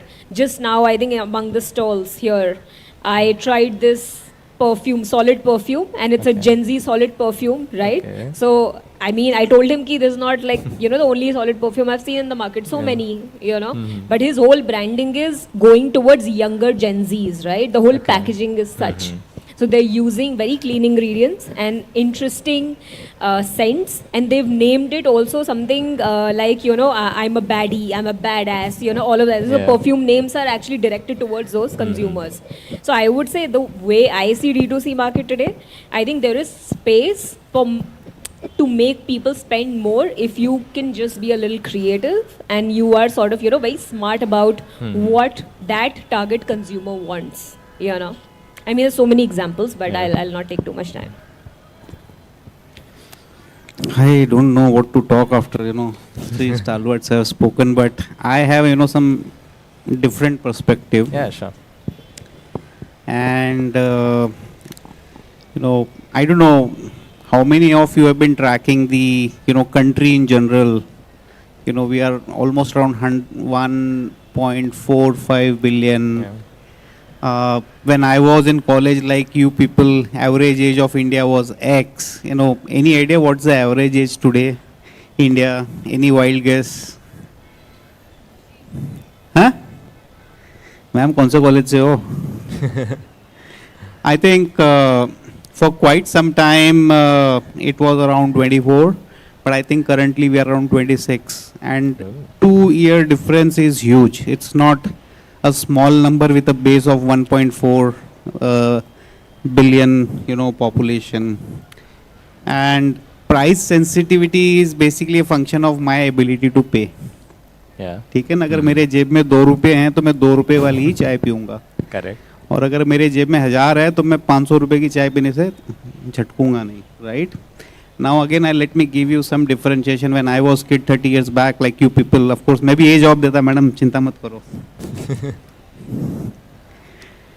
So that time the per capita income was in range of $680-720. अब जरा mathematics करिएगा, आप सब engineering student हो, उस समय dollar होता था 18 रुपये या 19 रुपये 20 रुपये. अब मल्टीप्लाई करो क्या इनकम होती थी. फास्ट फॉरवर्ड 30 years, आज में per capita is something around 24 और $2600 एंड डॉलर इज 90 रुपीज़. तो आप देखो मेरे जेब में पैसे कितने, उस समय कितने होते थे और आज कितने हैं. ठीक है. और एक फंडामेंटल शिफ्ट बताता हूँ मैं आपको कि I think we are choice hungry, right. India was always considered to be snake charmer country, but धीरे धीरे सिचुएशन चेंज हुआ है, right. Today if I have a choice and I have money, I am willing to pay for it. For example, my kids love McD's and all those fast food. 80 रुपये का burger होगा, 120 रुपये delivery का देता है वो. ठीक है. मुझे वाइफ बोलती है खाना, तो मैं अपनी गाड़ी निकालता हूँ, लेके आता हूँ, 80 रुपये में 120 रुपये बचाता हूँ. कंट्री में फंडामेंटल शिफ्ट हो रहा है, right. It's not because what I am earning or what I cannot, because हमारी जो upbringing है was save. We always used to think about रोटी कपड़ा मकान, फिर कुछ सोचते थे, फिर गाड़ी आती थी. But today, that not the case, because I just told you the per capita income, exchange rate. So India is going through fundamental, changes. Secondly, in last 5 years, if you see, India actually has leapfrogged in terms of technology by 5 years. Example, जब pre-COVID था, दादाजी को feature phone में मजा आता था. जब समझ में आया कोविड में कि बेटा भी नहीं आ रहा पास में, अगर दूध मंगाना है तो स्मार्टफोन सीखना है, राइट. अगर किसी को पेमेंट करना है तो जीपे करना सीखना है. तो नेसेसिटी में एक तो कनेक्टिविटी हुई, सबके बैंक अकाउंट खुल गए, सबके बैंक से पैसे जाने लगे, right. So ability to connect and pay was done across country, north south, कौन सा भी गांव हो, खेड़ा हो. I think people in villages are more smarter. If you do statistics, the consumption of data is much higher than what we do have. Correct. Right. So fundamental shift हुआ है. Secondly, I said we actually are choice hungry.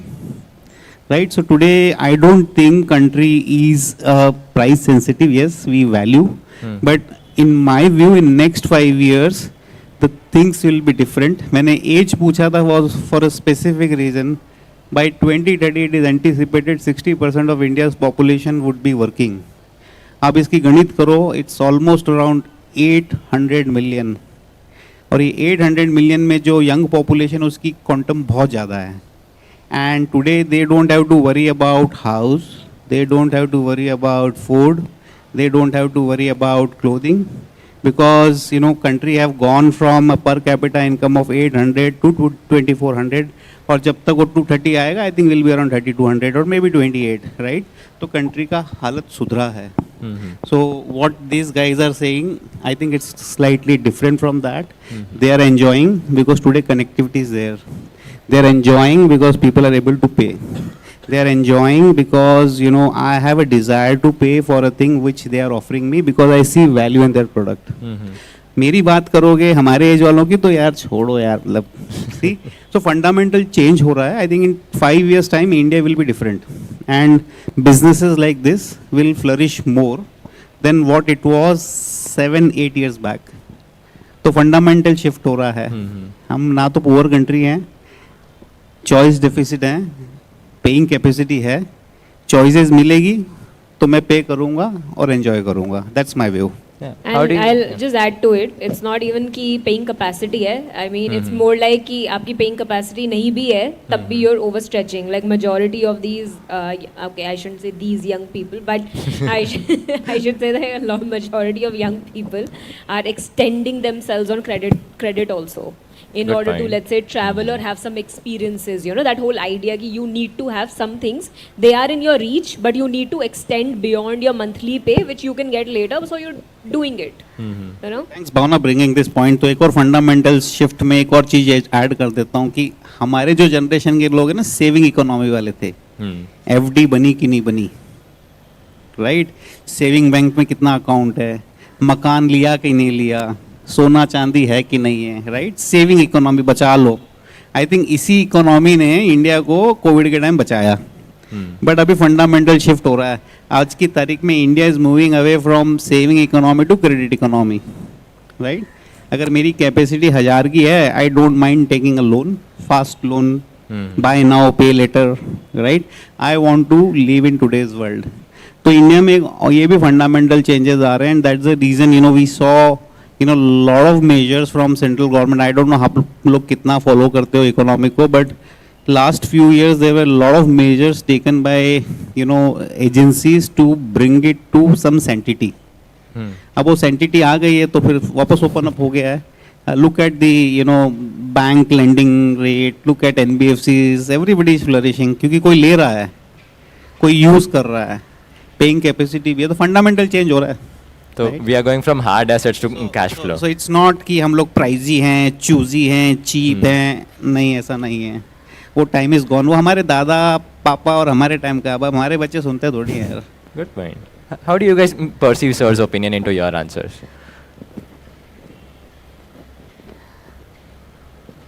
Hello. So basically, he's right on his point because even I have a same debate with my father on same thoughts. Like, sorry guys, मेरे को जगह रखने के लिए इन लोग ने चाय लाया है, तो they know that I'm sleeping on stage. So sorry for me having tea. Why normally I don't do, but had been having long nights and travel for last 2 days, तो थोड़ा सा करना पड़ता है. Sorry. Yeah, so right now you can check the market. So market is very fast. Like as I said, people forget the things very fast. Like अभी कुछ नया आ गया. Like let's consider it as a momos. So आज trend है, कल trend खत्म हो गया. आज इसका ट्रेंड है, आज सुशी आया, आज उसका सुशी का ट्रेंड है, कल खत्म हो गया. Like it is very short. And if you talk about the generation behind to us, like they use to like, they like something now, they used to take it for the years and years. Today if you talk about Vaishali dosa, still people are going there. So why? Because people take it as a decade. But right now what we do, what we are seeing, we are taking out from the foreign countries and we are just implementing over here. We are doing it. We are doing it for a few years. We are earning the money and we are switching to other technologies immediately. So this is how we are taking, like we are adapting the new things. Whatever we are seeing, like I don't know how future is going to be in for the coming days, because AI is there now. Things have been moved very faster. It is taking away the people's job and everything. But I don't know, means it has its good side as well. It has its bad side as well. So yeah, going forward, this is going to be more faster. Just पलक झपकते ही चीजें change होते जाएंगे. तो we never know like how the market is going to be. Yeah, so I think completely agree on in terms of the not just spending capacity, but right from what perspective was saving versus now having fun and enjoying. That's what students, and especially the market that we serve, which is college students, are doing, and they don't think twice before spending. Be it and then they're taking decisions themselves. Yes, spending a lot on travel, spending a lot of lifestyle. They just want to have fun. So yeah. That's something that we're seeing as a pattern, and by that sense there's like a gap when it comes to, if you see so many D2C products and brands rising, that's one of the primary reasons. Yeah. And before I get into the next question, I'd like to remind the audience, you can scan the QR codes on the seats in front of you to submit questions for the Q&A round. The QR code is displayed back here as well. And you quickly scan that, scroll down, you'll find Q&A for Startup Boardroom. Submit your questions and we'll have that taken in the audience Q&A round. And so, moving on to the next one, this is an interesting one, and I'd love for the two panels to take opposite views on this. What's a concept in entrepreneurial ecosystem which investors and founders perceive a bit contrastingly, in your experience so far with each other? चलो founders को सुने पहले. Sure. So I'll say a couple of them.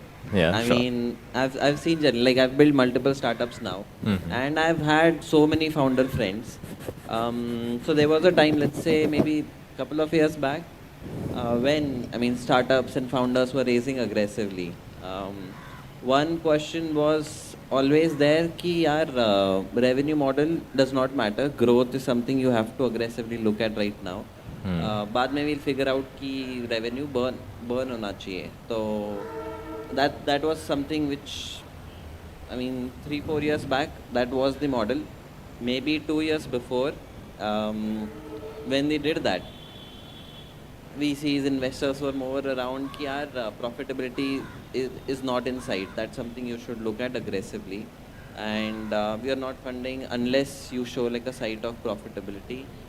When the funding winter was there, now especially a lot of founders that I meet talk, when they are now profitable, there are so many founders that I work with. Although yes, there are different markets, different ecosystems. There's a lot of, let's say, intricacies of it. But now when they're profitable, investors like, why do you need money? You're profitable, you can grow organically. Why do you need the money to grow?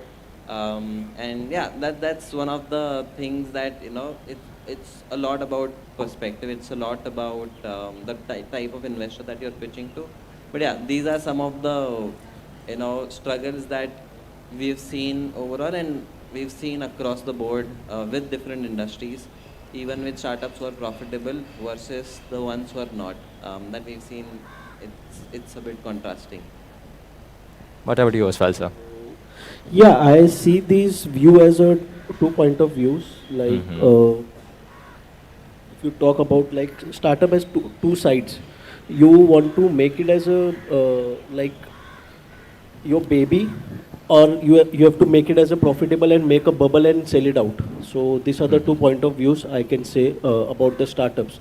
So when you treat it as a baby, you start treating like you go into a nitty-gritty of the startups. Like you start working on the product, you start working like you coming and hustling the things, and you don't have figures. Like you're working for like your dream thing. Like I want to create this product and I have to work like day and night. You do not see the timings and everything. And other way around, you look it out as in an investor point of view. I can say like I don't know, madam and sir will be agreeing or not. People in the market still make a bubble as well. It is a number game, we call it as. So people try to play a number game. So they try to make a bigger business. They put down lots of money and they multiply the money. This is a altogether different game. So people do play that as well into this market. So I don't know. I've seen this both the side of these things. So I don't know what are their opinions on this. What about you guys? So from what I perceive, Mr. Saurabh was saying change between growth and profitability expectations at different stages are quite confusing. And Mr. Oswal was talking about the numbers game or bubble forming for exit strategies.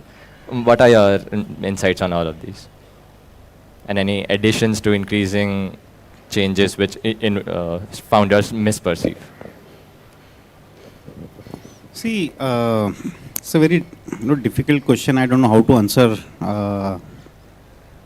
If you look at, world over statistics, approximately 4% of startups, 4% of not startups, 4% of companies get funded. Right?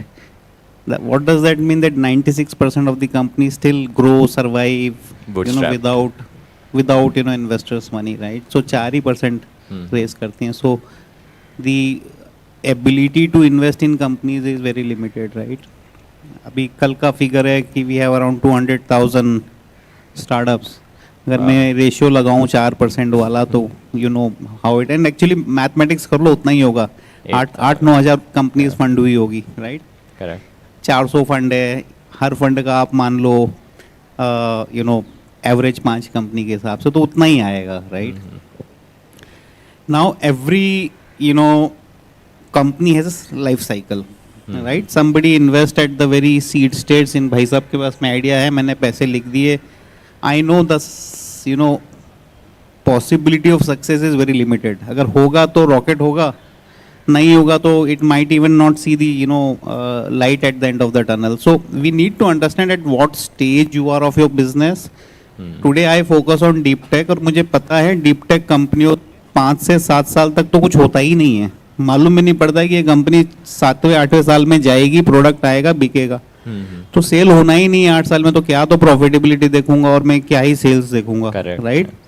At the same time if I am on consumer side, जहाँ product hot cake कैसे बिक रहा है, acceptance है, तो तो it is an fair expectation from investors कि भाई कहीं तो प्रॉफिटेबिलिटी दिखाओ, राइट?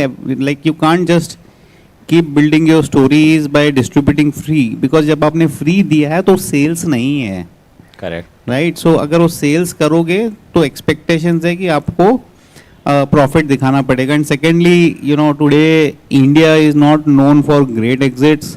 So exit story बनाने के लिए the story has to be worthwhile, right? For example, if I talk a crap, nobody want to sit here and listen to me.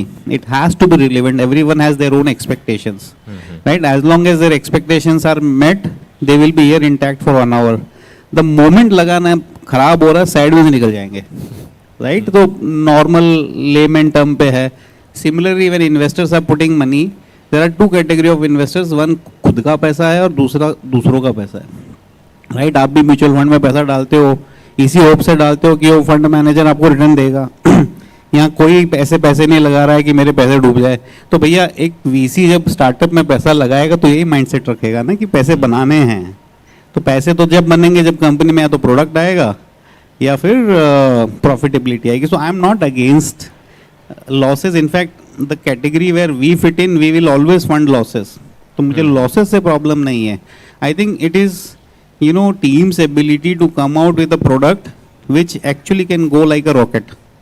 उसमें भले 2 साल लगे 3 साल लगे, लेकिन अगर वो आप इफ लिम्पी कर रहा है, चल ही नहीं पा रहा है, उसके मान लो हमने शुरू किया है, there is a kid who was in class 10, वो ग्रेजुएट होकर कुछ नया बना के निकल गया, राइट? सो वैसे भी केसेस होते हैं. For example, imagine you know, we are talking about Flipkart or we are talking about Amazon, right? जब ये दोनों कंपनियां बनी थी उस टाइम पे अपना जेप्टो तो बेचारा स्कूल में होगा, करेक्ट, है ना?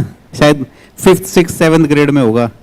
ही is a drop out, she is successfully doing it. So in certain businesses you need to maintain the pace, नहीं तो पीछे छूट जाओगे. ये स्प्रिंट है, राइट?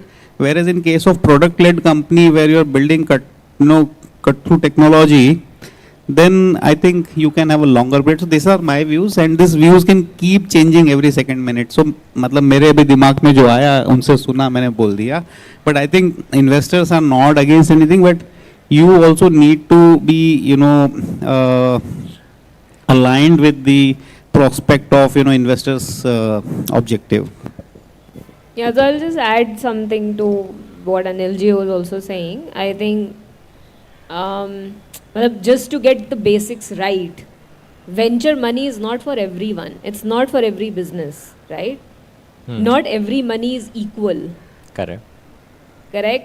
सारा businesses को एक टाइप का पैसा नहीं मिल सकता, ठीक है? Every business is very different. So when the debate is about growth versus profitability, firstly आपको एक फाउंडर को अपनी कंपनी कैसे बनानी है, ग्रोथ करना है या प्रॉफिटेबिलिटी दिखाना है, वो एक्चुअली फाउंडर के हाथ में होता है mostly, right? You know what kind of company you want to build. VC money you should take when you want to go on that rocket ship like Anil ji was saying, which is की crazy growth दिखाना है, right? So usually that happens for certain industries, certain products. It's not possible in every case. Like deep tech में वो नहीं होता है. The idea is कि 5 से 7 साल में डीप टेक में वो पता चलेगा कि अच्छा इधर से वो रॉकेट शिप बन भी रहा है कि नहीं बन रहा है, राइट? बट डीप टेक ऐसा सेक्टर हो जाता है जहाँ पे आपको इन्वेस्ट करना ही पड़ेगा, because without investment nothing will happen there. It is different for D2C, it is different for SaaS, it is different for EdTech, it is different for finance, and it's different for every other category, right? तो profit करना ही नहीं करना है. Majority founders will say हाँ हम नहीं लेते आज पैसा, हम प्रॉफिट रख सकते हैं कंपनी में. But the moment you take money and then you have to push for that distribution, when you have to push open, मतलब तुम बहुत तेज़ी से धक्का मार रहे हो, राइट? वो ऑर्गेनिक नहीं होता है, everyone knows that, right? But उसमें आपको लॉसेज होंगे बट आपका ग्रोथ होगा बहुत ज़्यादा, right? But that is again founders choice. तो वी टेल फाउंडर्स कि आपको you need to know ki who are you asking for money and for what are you asking for money. A lot of founders, in my experience, and I try to teach them as much as I can, they don't understand this difference a lot of times, right? Unko, they think ki every business needs to have money. Actually that's not true. majority businesses can run without money. In fact मेरे लिए सबसे सबसे बड़ा red flag है अगर pitch में कोई founder मुझे बोल दे कि मैडम पैसे के बिना तो मेरा बिजनेस बंद हो जाएगा. मैंने कहा भैया आप मेरे से तो बिल्कुल भी मत लेना पैसे. Don't take money from me. Because if as a founder you tell me that you are building such a business that will die the moment there is no external fusion of money. So I will again think of this statement in context. So I can understand that, let's say if it's a R&D focused startup where जैसे deep tech, again it's an easier example for me to take. आपको 3-4 साल research करने में ही लग जाता है, आपका product भी बाहर नहीं आता. करेक्ट. राइट उसमें आपको पैसा चाहिए ही चाहिए, आप बिना पैसे के नहीं कर सकते हो रिसर्च. और इंडिया का अनफॉर्चुनेटली जो रिसर्च इकोसिस्टम है इट इज़ अंडर फंडेड. सो वहाँ पे प्राइवेट मनी का रोल आ जाता है. राइट बाहर अगर आप जाओगे, चाइना में जाओगे, यूएस में जाओगे, तो वहाँ पे research is heavily funded by military, by government. Right that is not the case here. So unfortunately like some industries जहाँ पर गवर्नमेंट का बहुत ज़्यादा पैसा होना चाहिए उधर थोड़ा सा कम है इंडिया में. सो ऑफकोर्स वहाँ पे प्राइवेट मनी की ज़रूरत होती है. But then there are sectors जहाँ पर आप डे 1 पर बेचकर अपना वैलिडेशन ले सकते हो ना. D2C is that sector. Correct. ठीक है ना, आपने कुछ बनाया और आपने बेचा एंड आपको डायरेक्टली अभी आपको आइडिया आना शुरू हो गया कि आपको डे 1 पे रेवेन्यू आ रहा है. आपको डे 1 में बताइए कि कहाँ पे क्या बेचना है, किसको बेचना है, क्या मार्केट है, क्या एक्सेप्टेंस है, and all of that, and based on that we can give you more money. Right several examples, so many examples I can give. So point ये है कि अगर इन्वेस्टर कोई चीज़ कहता है so it's always in context to what industry they are looking at, right? And also investors also, we as people also learn a lot, right? There was a trend couple of years ago कि जब China से पैसा आता था तो it was like कि जो China में चला वो मॉडल हम इंडिया में ट्राई कर सकते हैं. तब उधर पैसा जा रहा था, अभी यूएस का पैसा ज़्यादा आ रहा है. So market is very dynamic, so a lot of people here who deploy money are also looking at that. And दूसरा जो अनिल जी ने कहा बिल्कुल सही चीज़ है कि लोगों को आप वीसी समझते हो बट आपको पता होना चाहिए कि VC money is a specific instrument which is an investment instrument. Investment मतलब कि आपको आप किसी का 1 रुपया लगा रहे हो, आपको उसको 10 करके तो दिखाना ही पड़ेगा ना. Expected return. तो growth has to be exponential. ठीक है, और वो भी क्योंकि ये इंस्ट्रूमेंट का एक साइकिल है, मतलब हमारे पास 7 ही साल है वो करने के लिए. 7 years में आपको कुछ रिटर्न देना है, तो there is a lot of pressure on the people who give you money. So hence I every time a founder comes to me, मैं पहला क्वेश्चन ये पूछती हूँ आपने खुद का पैसा कितना डाला इस कंपनी में. If you are a very young founder, अगर आप कॉलेज में हो तो आई अंडरस्टैंड कि आपके पास कोई सेविंग नहीं है, probably you can't put money, even though school college के बच्चों के लिए भी कभी कभार कुछ ग्रांट्स होते हैं, कुछ प्रोग्राम्स होते हैं, बाहर फेलोशिप्स होती हैं. But if you are someone who's coming with 5 to 10 years of experience, it's a fair question to ask कि आपने how much of your own money did you put before you come to us. Then दूसरा है कि आपने अपने friends family से पैसा लिया कि नहीं लिया. आप चाहते हो कि मैं conviction दिखाऊं business में, आपने अपने आसपास वाले लोगों का conviction लिया कि नहीं लिया. So we also try to judge कि ये founder जो बोल रहा है वो like are they doing what they are asking of us.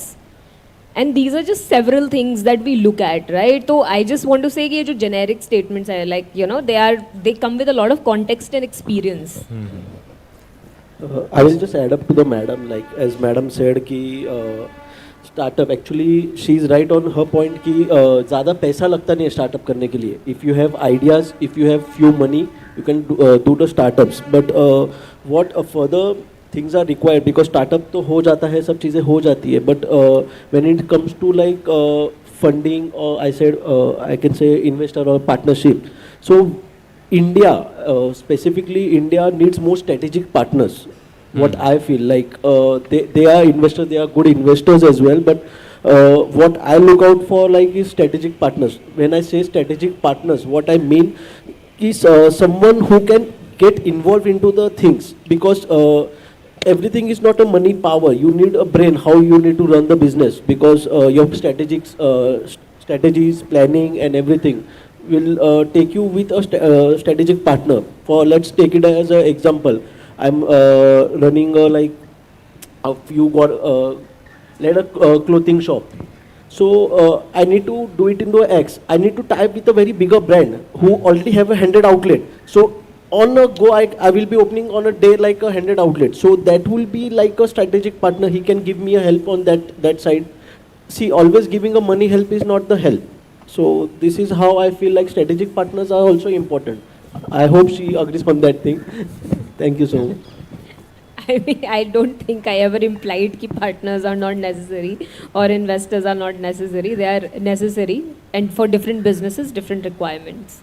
Yeah. So what I take away from this is what Mr. Manglurkar mentioned, that changing dynamics of expectations. I think what ma'am was trying to add, the counterpart to your side, was clarity of founder's vision to the program as of currently. But, and again, before I move on to the next question, feel free to submit your questions for the audience Q&A round. And the next question is one I came across from a book. I think John D. Rockefeller's biography, you must have, all of you being in the game must have read it. And he kept saying, it is not the intelligent competitor that hurts you, it's the silly competitor that hurts you. With which he was trying to imply that the competitor selling below cost, there is no way you can compete with a startup or an industry trying to destroy itself. So what I want to know is, how do startups and investors perceive real competitors? What are real competitors in your... Yeah, so, yeah, definitely what matters is the capital available and access.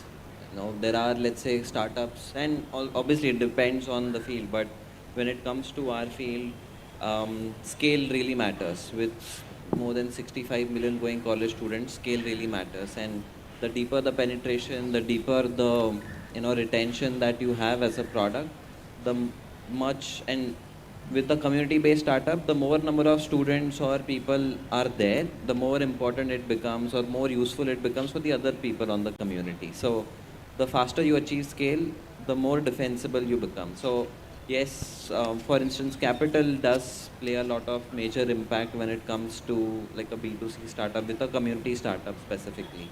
And in terms of a competitor, that's one of an important play. And but then what also happens, so for example, we've had companies who have raised at least 5 to 6 million, but they died in about a couple of years because it also meant that there's a pressure of moving fast. When you raise a large capital, there's a pressure of moving faster.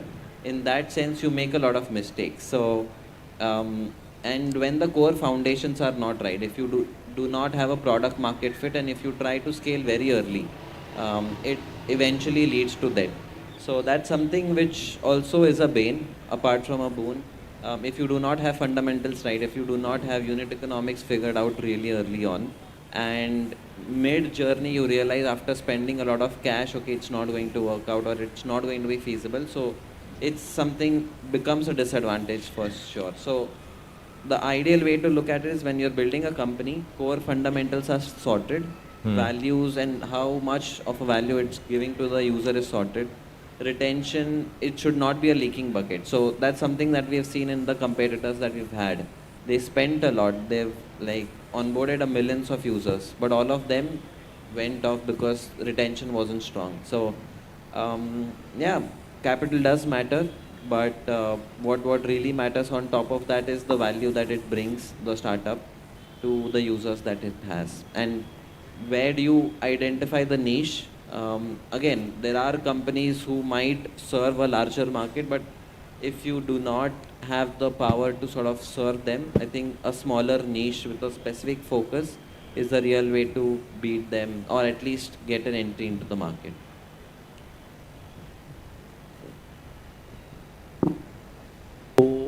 For the word real competitor, I will say like it's a very best example for us, because when we started into the market, so see, the day you start the business, you should always you should know your goals. Who are your competitors? Like just write it on a paper. These are my 3 competitors. You have to achieve that goal. In between, you will get lots of hurdles. Like hurdles, if I say like there will be small competitor coming aside you, they will be tickling you for the things like I will sell cheaper than you, I will show you like things are there. If you open 10 outlets, he will open 3 outlets. He will try to burn your money over that things. But if you know your goal, things are very clear. You know your strategy.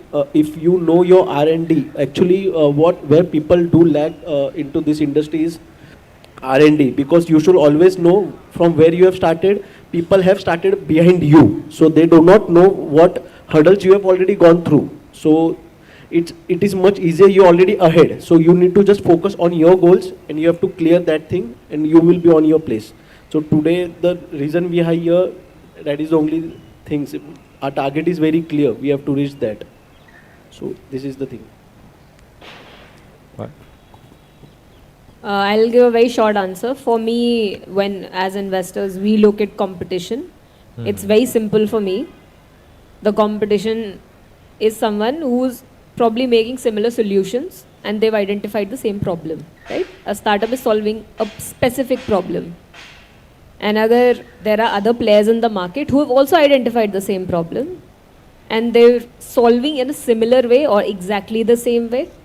They will impact your customer in the same way. They will take up exact space in the customer's life. तो I consider them competitors. कभी कभार वो हम उनको बोलेंगे direct है क्योंकि वो exactly same कुछ काम कर रहे हैं, या वो indirect competitors है कि अभी नहीं तो future में कर सकते हैं. But the idea is कि उनके लिए वो customer, जो आपका customer है वो उनका भी customer है. ठीक है ना, जिस तरीके से वो कस्टमर रिएक्ट करेगा to you, they will probably react in same way to others as well. So for me that would be a competitor. मतलब उसके लिए आपको थोड़ा सा शॉर्ट व्यू, थोड़ा सा लॉन्ग व्यू रखना पड़ता है and you have to think deep.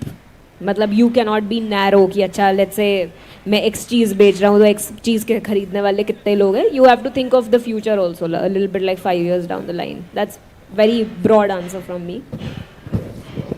Okay, I think my friends have covered well, but in my view, I think competition matters to me. You know, if I don't have a brand loyalty, because they can eat away my business.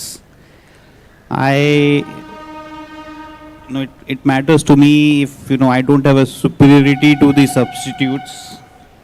It matters to me if I am not cheaper to the second best available product to me, right? But now let me give you perspective of VC investor. We basically invest in something which is futuristic. We invest in something which is non-existent. It may be new way of doing things, or it may be disrupting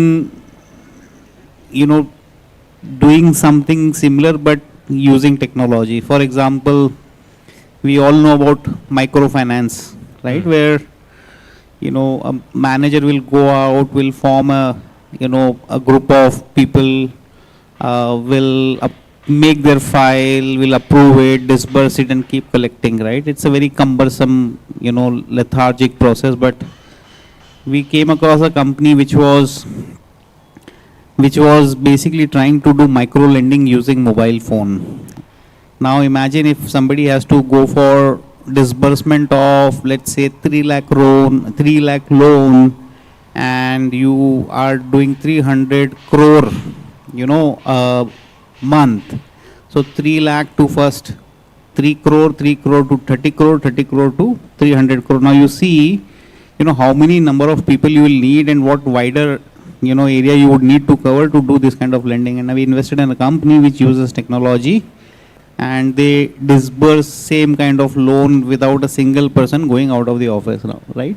So what matters to us from competition perspective is team's ability to execute better than their substitutes, right? If you are not able to perform, if you are not able to execute, however good, bad, ugly you are, I think what at the end of the day is matter is somebody is buying it, using it, paying it, right?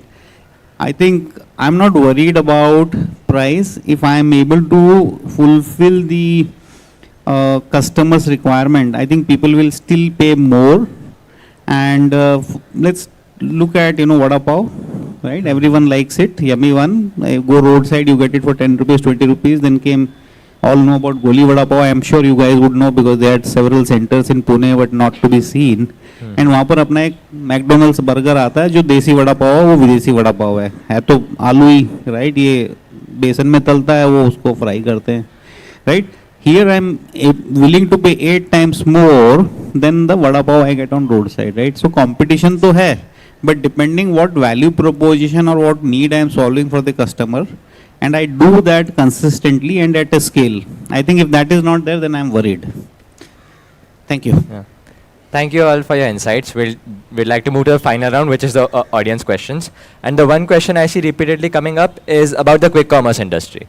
Quick commerce industry has shown that it is very fast to be adapted, but it is still lacking behind in profitability. We see headlines every day, they raise new fundings, but profitability is in far side.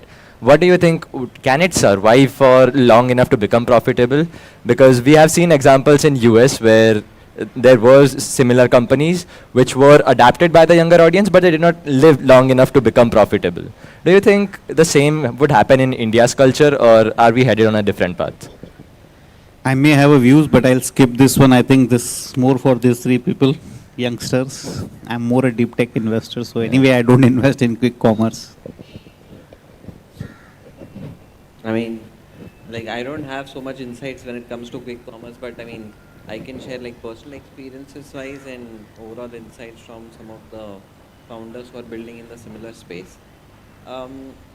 With, as you mentioned, I think the price sensitivity changing and the market trends changing, there is a shift for sure. People are okay to pay a premium even for the delivery fees, which they were not okay, let's say, a couple of years before. And overall, even now with Zomato or with Swiggy, now with users also okay to sort of pay a premium just for the service that they're getting. There might be hope is what I see, but it really depends on internal operations, optimizations, depends on the efficiency of how the entire model is built. So it really depends on company to company. You can't generalize. It really depends on the smartness of the founders and the leadership involved in it. But yeah, I mean, looks with so much of, and although Zomato trying to sort of push profitability on Blinkit, there could be hopes, but again, just personal views, do not have much insights on those.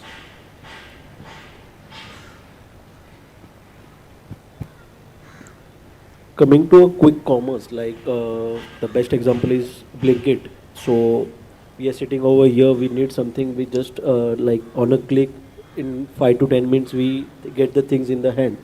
So this is kind of very risky on other side as well, not just looking out to profitability or something.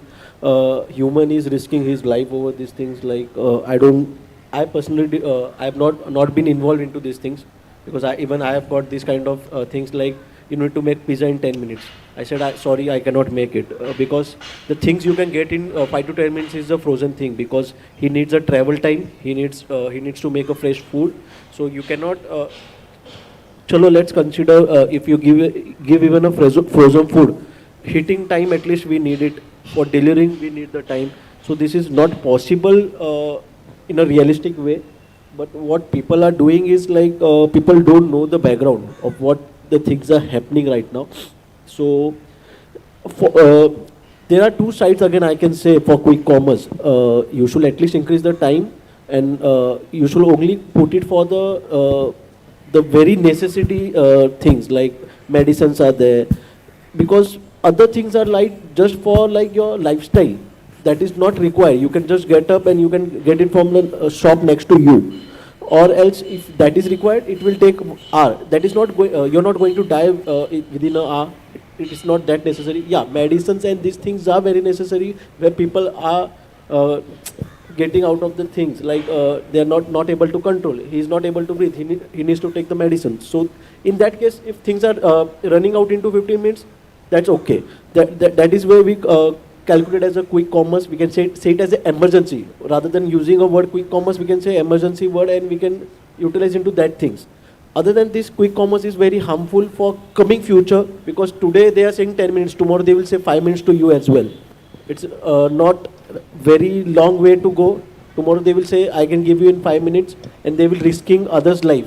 Don't make sense. That is not very necessary. If you don't eat for an hour, you're not going to die. So this is not going to make any which was going to make a probability, because it is just ruining the life of the people, and this is going to stop somewhere else. That's it from my side. Anil ji, you want to go first or? No, I said I'll skip this. Acha. So, quick commerce pe, I think, let me tell you, while it's a buzzword, I think it's a buzzword mostly for people who are consuming it, not necessarily across investment world also, because I think everyone has studied the unit economics. And with this, I call the start of the podium concluded. Thank you again, panelists, for this great discussion. Thank you so much, sir. Thank you, ma'am. Thank you so much, ma'am. I'd like to share a thank you to our sponsors, Vivikta, title sponsor for Pune Startup Fest, presented to you by Vivikta, of course, powered by ONGC.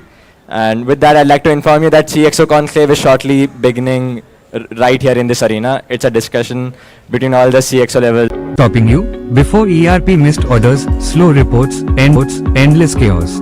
After ERP real-time insights, automated workflows, effortless growth. Up to 30% cost saving in operation.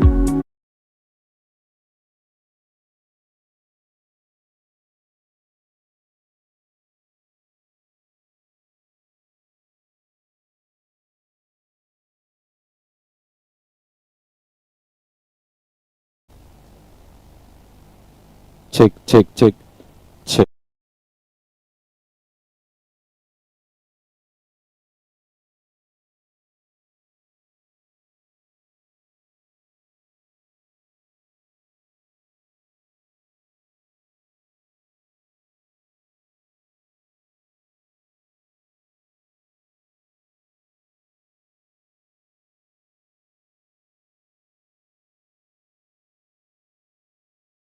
Good evening, ladies and gentlemen, and a huge thank you for your patience. I, Jay Motwani, would like to introduce you to our honorable moderator for this session. Before I begin, a quick thanks to our sponsors. Vivikta presents Pune Startup Fest, powered by ONGC. Our moderator for this panel discussion is Mr. Udayan Kanade. He is the CEO and founder of Onirix Lab, where he leads a specialized R&D team in solving complex engineering problems through applied mathematics and advanced algorithms. A Stanford University alumnus with over 30 granted patents, his innovation in parallel processing and signal processing are cited by global tech leaders like Microsoft and Intel. Before founding Onirix Lab, he served as chief scientist at Cortido Technologies, establishing himself as a pioneer in multi-core parallelism. Beyond his commercial work, Mr. Udayan sir is a dedicated educator, teaching high-level engineering courses and serving at the board of management at Vishwakarma Institute of Technology. With that, I request you guys to give a huge round of applause for our honorable moderator, Mr. Udayan Kanade, sir.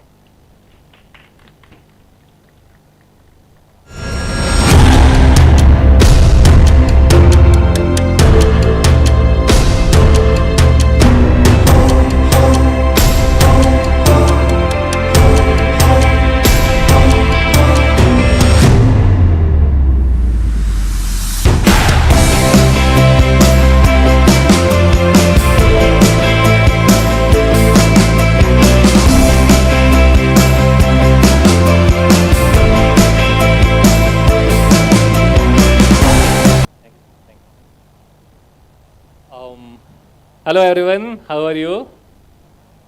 How has the day been? Okay, so we are going to have a quick CXO summit, and you'll see what it means. Hopefully it will be enjoyable for you. I'm going to ask a few of my colleagues on stage. The first one I'll call is Mr. Vamsi Krishna Edamaraju. Mr. Vamsi Krishna is the Chief Technology Officer, CTO of Axis Mutual Fund.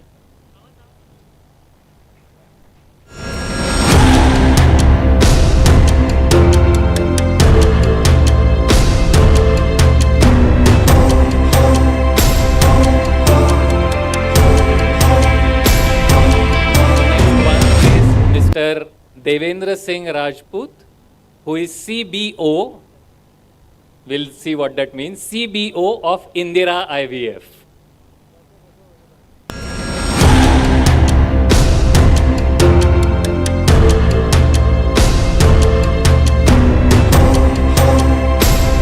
And finally, we have Mr. Sudhanshu Tripathi, who is CMO of Quick Heal.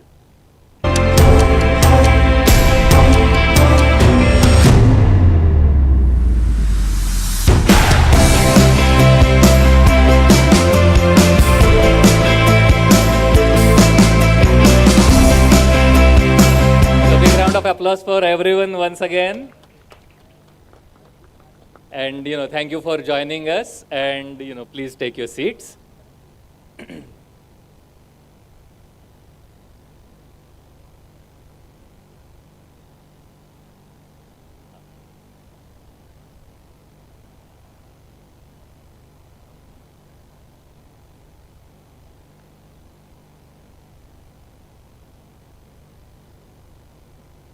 Okay, so let me begin with how many of you are still students? How many of you are currently studying? Okay. Anyone who did not raise their hand, now raise their hand. We would like to know who those are.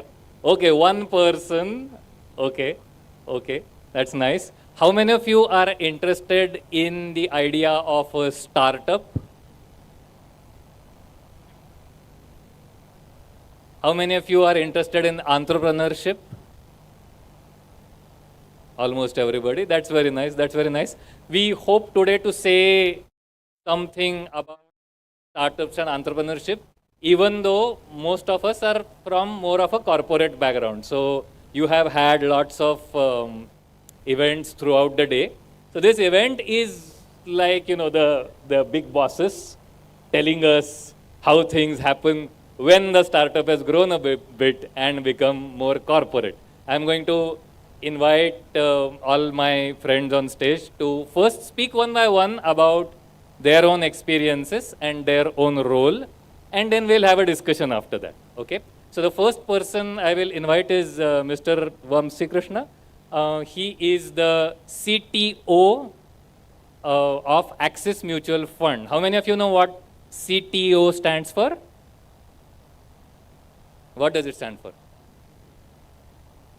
Chief Technology Officer. Very, very nice. So we'll let him tell us about what a CTO is, what the role of a CTO is, when should a startup acquire a CTO, and his own experiences in, reaching the stage of being a CTO.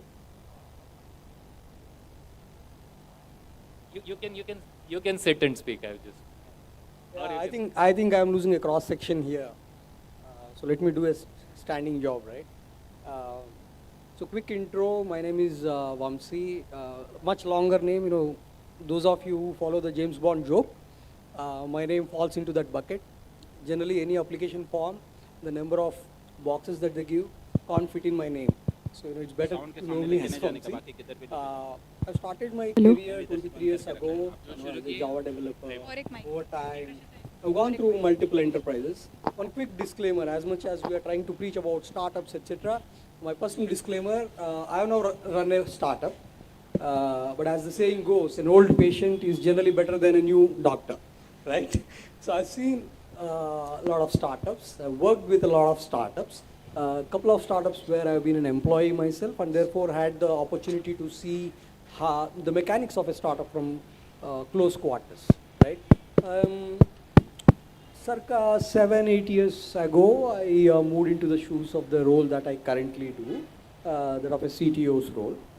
So we'll delve into what this role typically is, whether it's in a startup, whether it's in an enterprise. The key difference being in a startup, generally it's the co-founder who also doubles up as a CTO, right? There are a chunk of folks who are doing it together, let's say 3-4 people co-founding. One of them has a stronger bias towards technology and deeper interest, and therefore, runs as a co-founder CTO material. Somebody else could pick up the sales heaviness. Somebody could pick up the finance, accounting, investor relationships, etc., while there is somebody who is front-ending as a face of the organization. So this is the typical structure, if you agree. But in an enterprise, in a corporate, it's fairly different. There are multiple departments. The technology department is one of the departments, just like you have departments here in COAP, and you got a mechanical, you got computer science, you got electronics, electrical, so on and so forth. So you got functions like that.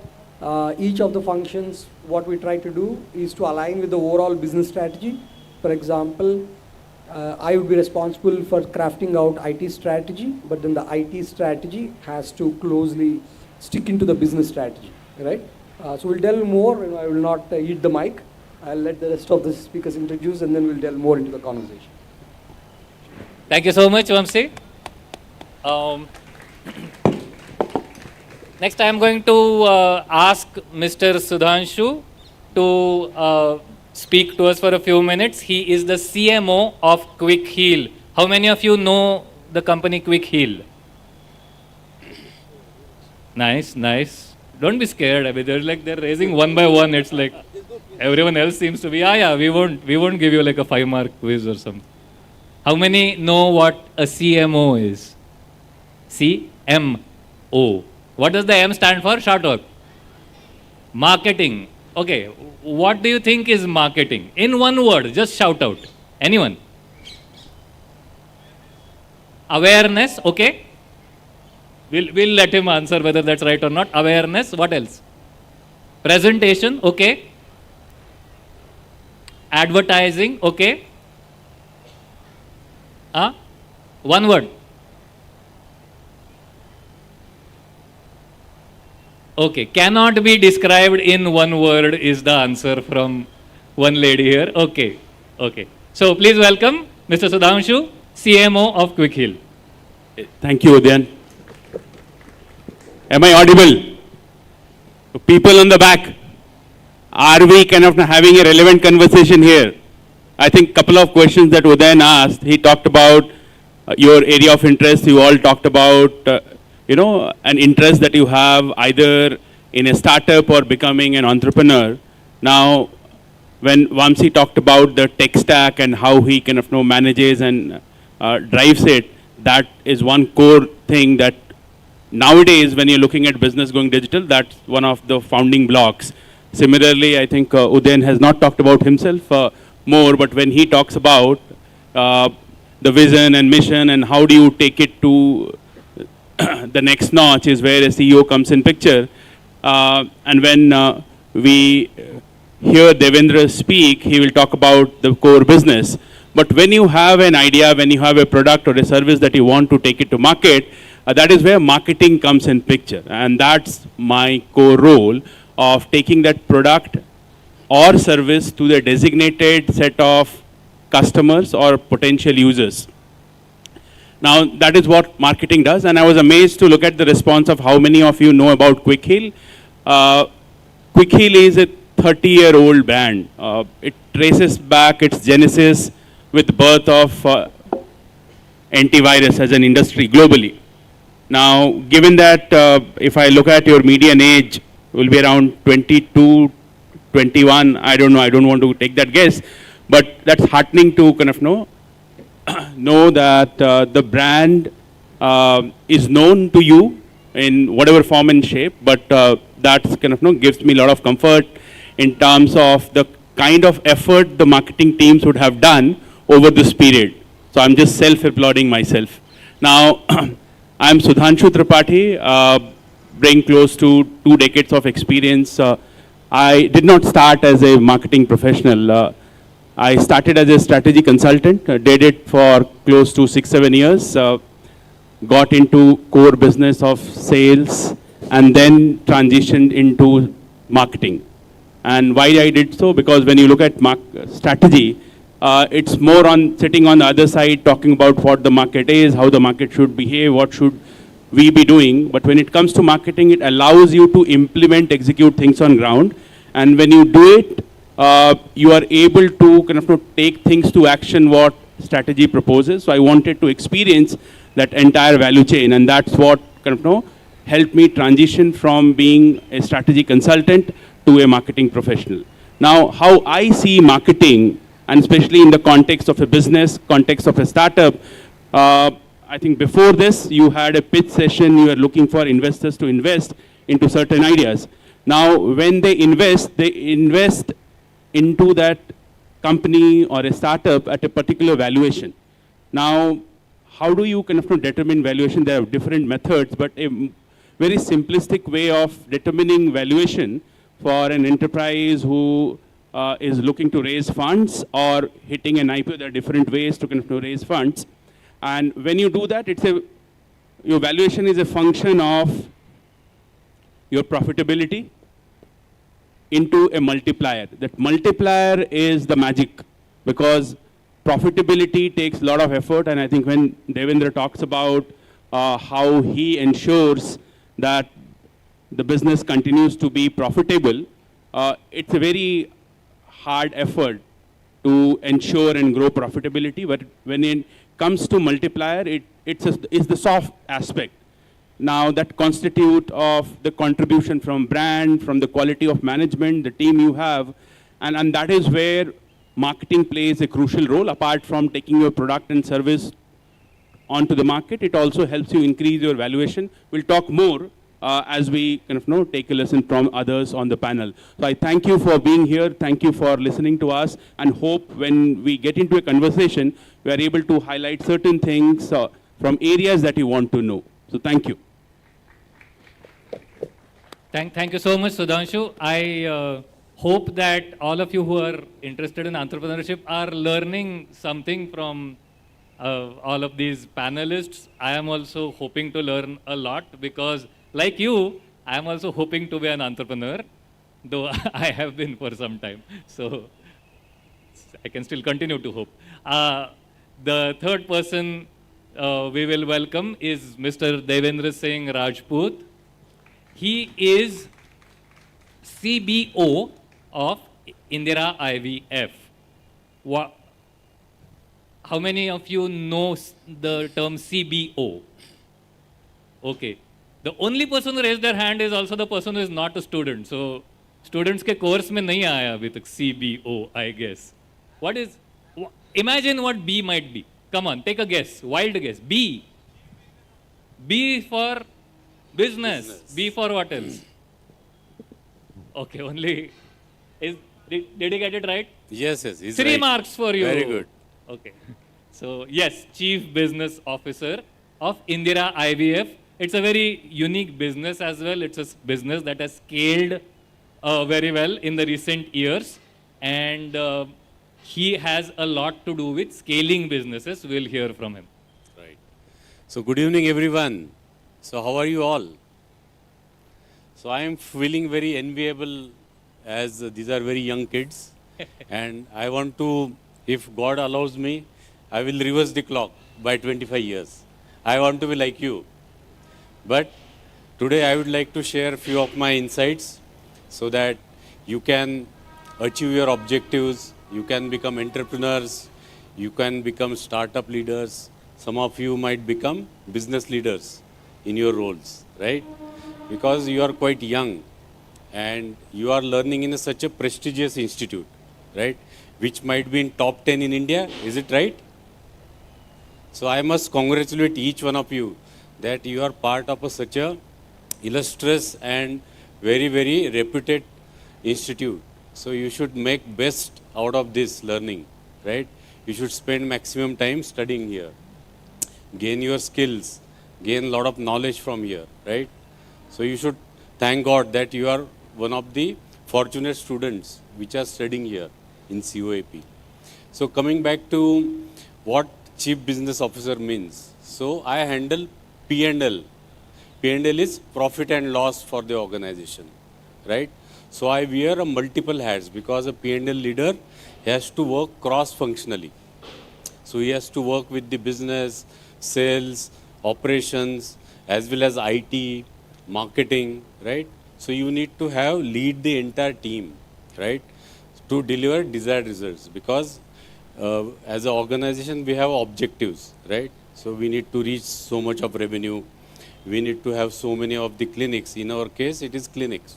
So in India, we operate 175 clinics. So we are relatively a new age business, right?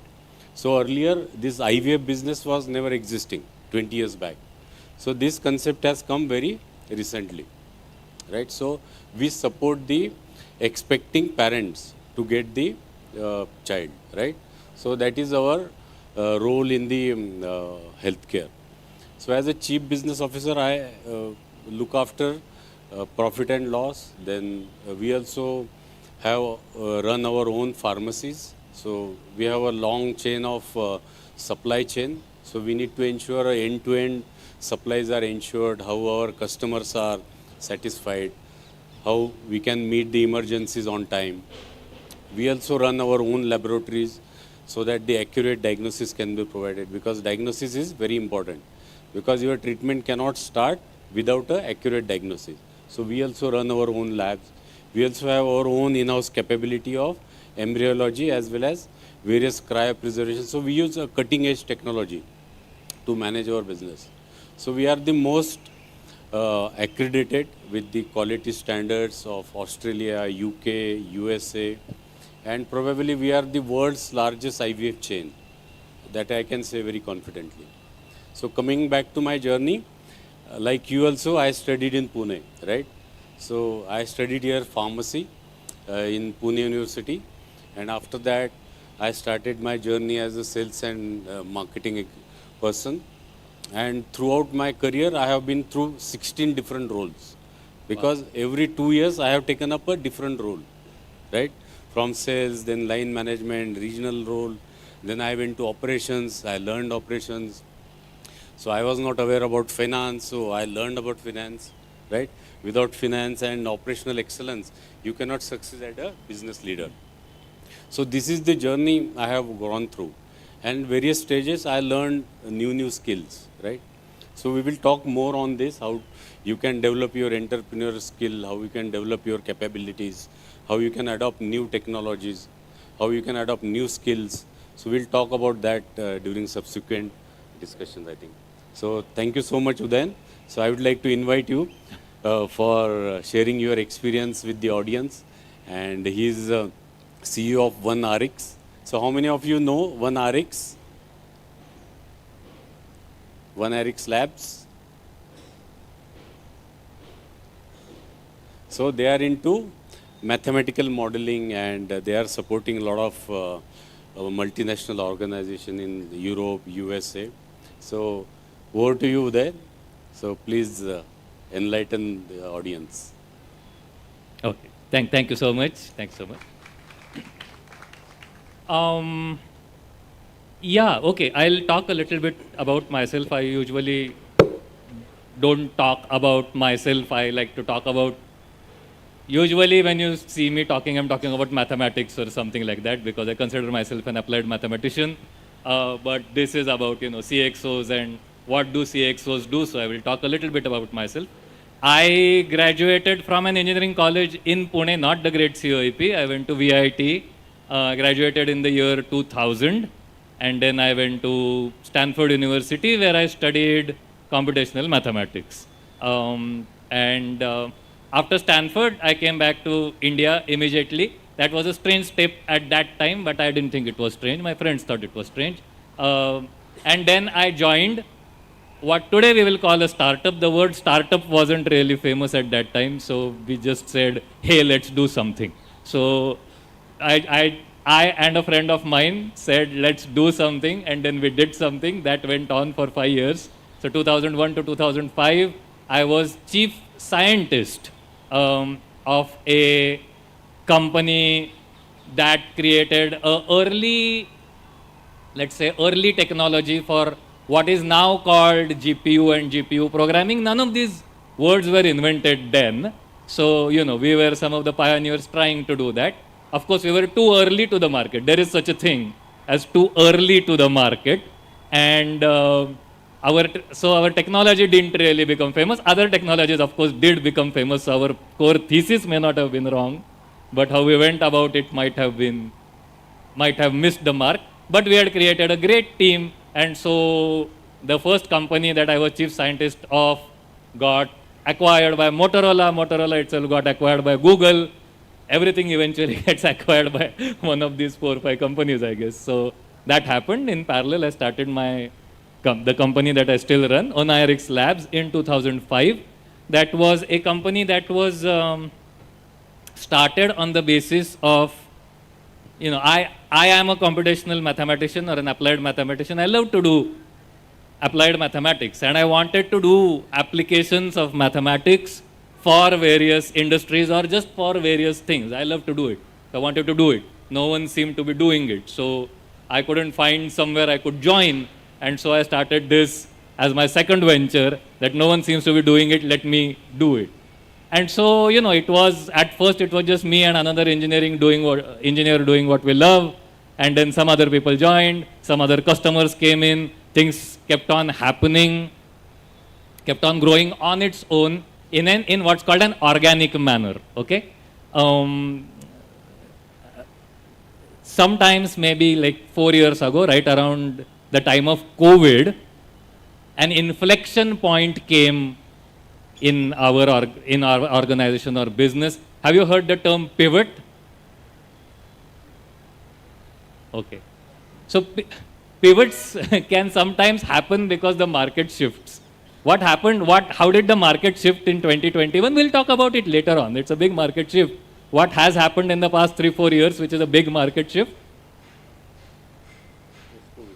Oh yeah, COVID of course, but something else. Yeah, COVID is a big market, was a market shift. Now it's gone. What is still remaining here? AI is a big market shift, and that caused strange consequences. What we were calling computational mathematics suddenly started being called AI. Now the problem we are faced with is, should we also call ourselves AI, or should we continue to call ourselves this? What do you think? Which is the correct answer? Call ourselves AI? What do you guys think? Just call ourselves AI? I mean, you are biggies, right? I am still a startup. I would say the contrary. No. Oh, there's one person saying that I shouldn't call myself AI and keep calling myself computational mathematics. Go ahead. You should say, ONIRX computational whatever, an AI company. Oh, ONIRX computational mathematics and AI company. For those uninitiated about computational mathematics. Interesting. Because AI has been an overkill, right? People who have never been an AI company have started branding themselves as AI now. So there is a fatigue. There is an extreme fatigue, and we generally think it's a lie. See the problem. If I call myself AI, everyone will think generally it's a lie. No, I think I don't know if the generation understands, but the 70mm screens. There's a time when everybody used to call themselves 70mm, and the theaters were not 70mm actually, but they would say it anyway, because nobody understood what 70mm was anyway. What is 70mm? 7 centimeters. What does that mean? The screen is much larger. So what exactly was that? Nobody knew. So everybody used to brand themselves 70mm. So I think that's happening in a parallel world with AI. Oh yeah. We are the 70mm of this generation. I don't think anyone knows what 70mm is. It's the 4K HDR of our generation. Okay, 70mm is actually the size of the width of the film that goes into projectors. Don't worry about it so much. See, you don't have to declare our age this directly. No, they have calculated by now. Okay. By now they have calculated. Okay. Go ahead. So let me finish my story then. And so 3 years ago, we were in this dilemma. Should we call ourselves AI or not? And we realized that whether we call ourselves AI or not, what we have been doing for 17 years till then is going to become harder to do. Why? Because people with deeper pockets and better ways of doing marketing are going to enter and make life difficult for us. No one was paying attention to us, and we were doing our merry things, feeling happy. This is called a lifestyle company, by the way. You are always in profit and you are enjoying yourself. The company is for enjoyment. My passion is mathematics. I do mathematics. I enjoy myself. I make a good amount of money. Everything is going fine. I don't try to be like $1 billion company. There's no need. I am already happy. What's the need for $1 billion if you're already happy? Anyway, so 3 years ago that happened. And then we said, boss, कुछ तो बदलना चाहिए.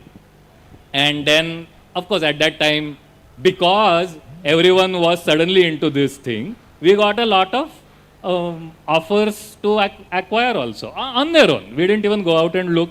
We got a lot of offers to acquire us. And trust me, they were good offers. And so there was this dilemma. We could just, become part of something.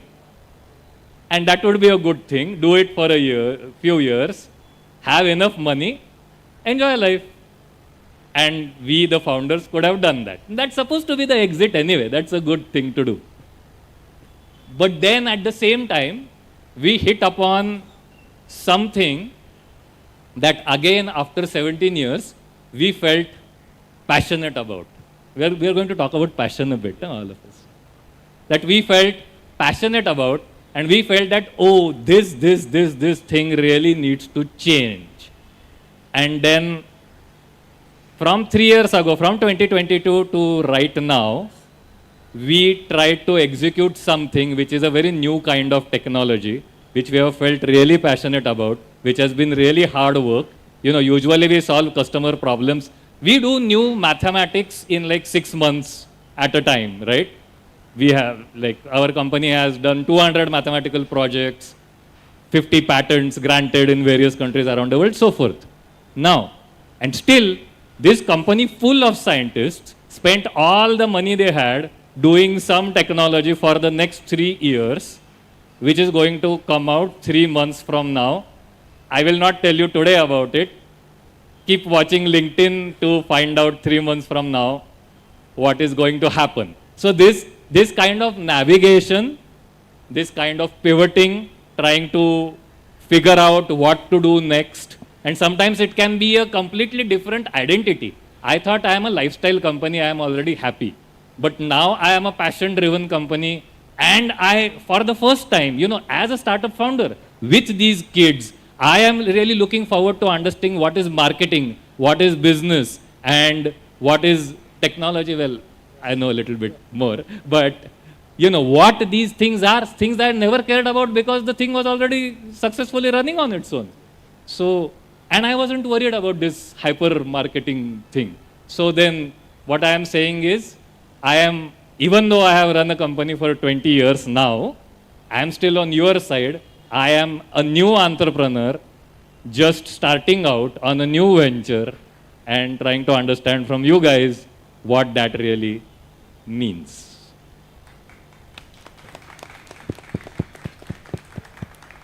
Okay, so the first thing I think we will take up is passion.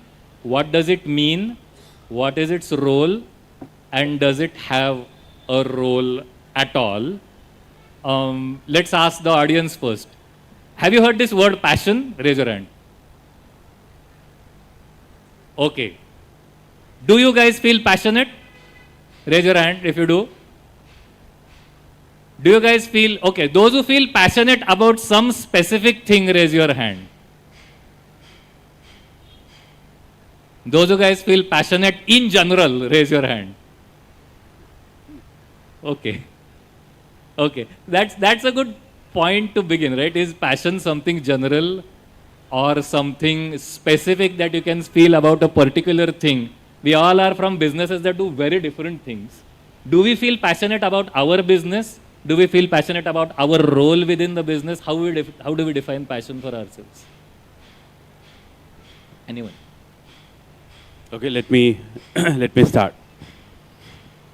See, when I look at passion, right, and the definition could be different, the drive could be different, because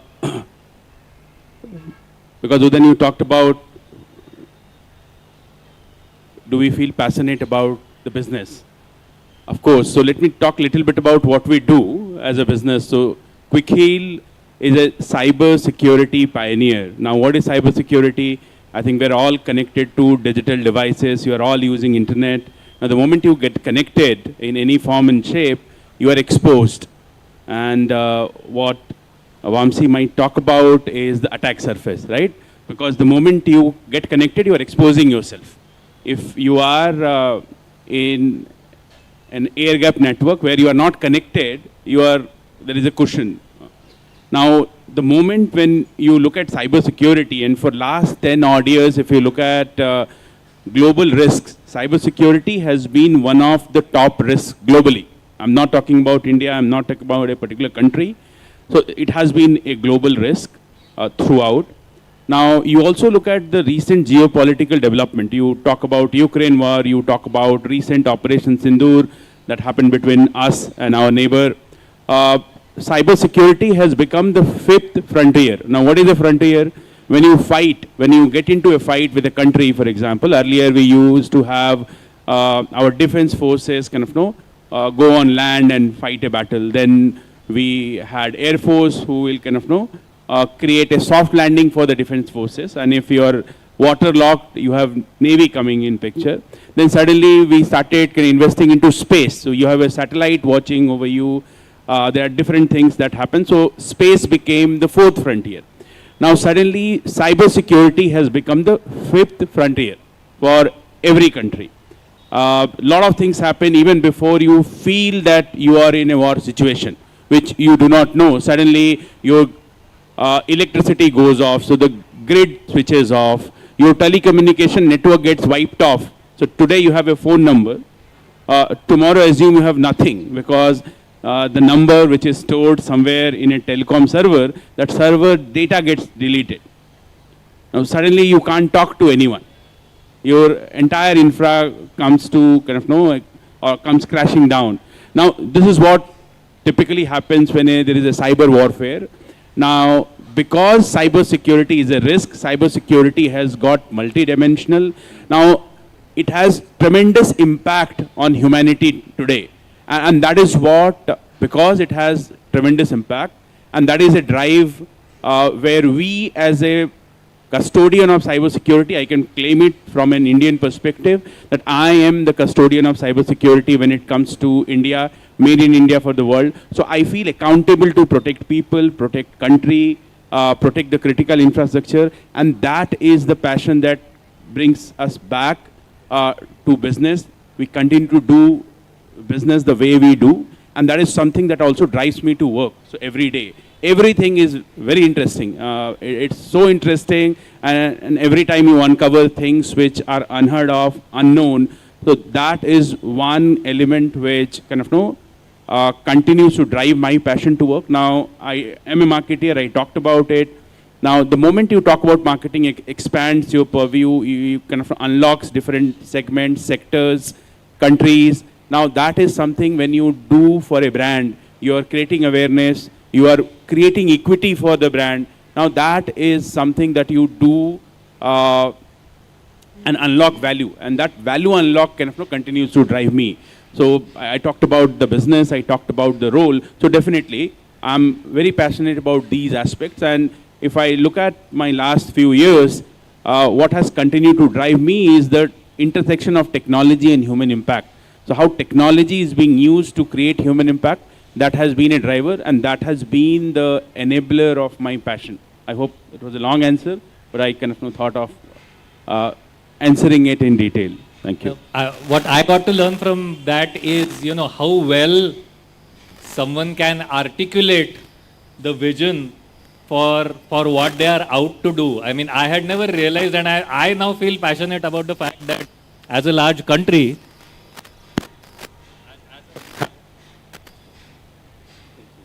hello, everything went off. Hello? Hello. Are you still there? Okay. Hello? You can still, okay. The volume changed, I think. So, as I feel passionate that as a large country, we cannot just outsource our cyber security to some other thing. I mean, we have to own this ourselves. And that was articulated so well by him. And that's, I guess, the job of marketing. I'd never thought of it that way. So, thank you so much. So, unfortunately, I will not talk about attack surface or blast radius or anything like that. I'm going to talk a few things personal. I hope that will be of use to you guys, hopefully. When I was in a college like this, I thought I'm very passionate about mathematics. There was this brand building up in India called HDFC, right? I used to look up and for quite some time I was confused with a foreign brand called HSBC. So I thought, oh, okay, this is something like that. And I thought, it's very fashionable. Banking used to be very boring. Suddenly these people came up with this flanky, marketing and all this stuff, and bulk of the IIM graduates, etc., wanting to join the band. I said, यार मेरा passion तो इधर है. मेरे को, I want to do mathematics and all that, and banking, mathematics, very close relationship. Investment banking, valuations and all that. So I said I'm giving CAT because of that reason, and I gave some of my mock tests right here in this mechanical and all these buildings, right? And I actually ended up, even before I cleared my CAT, etc., joined some business school, I actually wanted to try it out. So I joined a bank. So even before I entered the business school, I knew that I was just not cut out for it. It's extremely boring for me. I'm not, so no offense to anybody who's aspiring to become a banker or the banks themselves, but I found that this is just not my cup of tea. Okay? So ruled out. Passion number one in my mind, ruled out. So I said, okay, let's now, so I thought computer science engineer hu main. So maybe that's something that I'll find passion in. So I coded for, this is pre-chat GPT, pre-LLM era, right? So nobody's writing code for you, you have to write yourself. Yeah, there used to be some libraries, etc., you can pick up code from, but otherwise, Wasad Kolo, anybody understands what's Wasad? This is, okay, so this used to be the integrated development in your IDEs, where you can pick up libraries, the equivalent of your GPTs, let's say, you get some help. So you wrote that, I did that for 4 more years and then found that not really, this is not my passion either. Then I went back to what I thought I will originally do, which is business school anyway. Because now the short at it was, okay, if I go out, since I like traveling a lot, and going to a global sort of a school will expose me to, other economies, and I learn about those cultures, and maybe something that I really like will stumble upon, and I'll pursue that as a career. So I did that.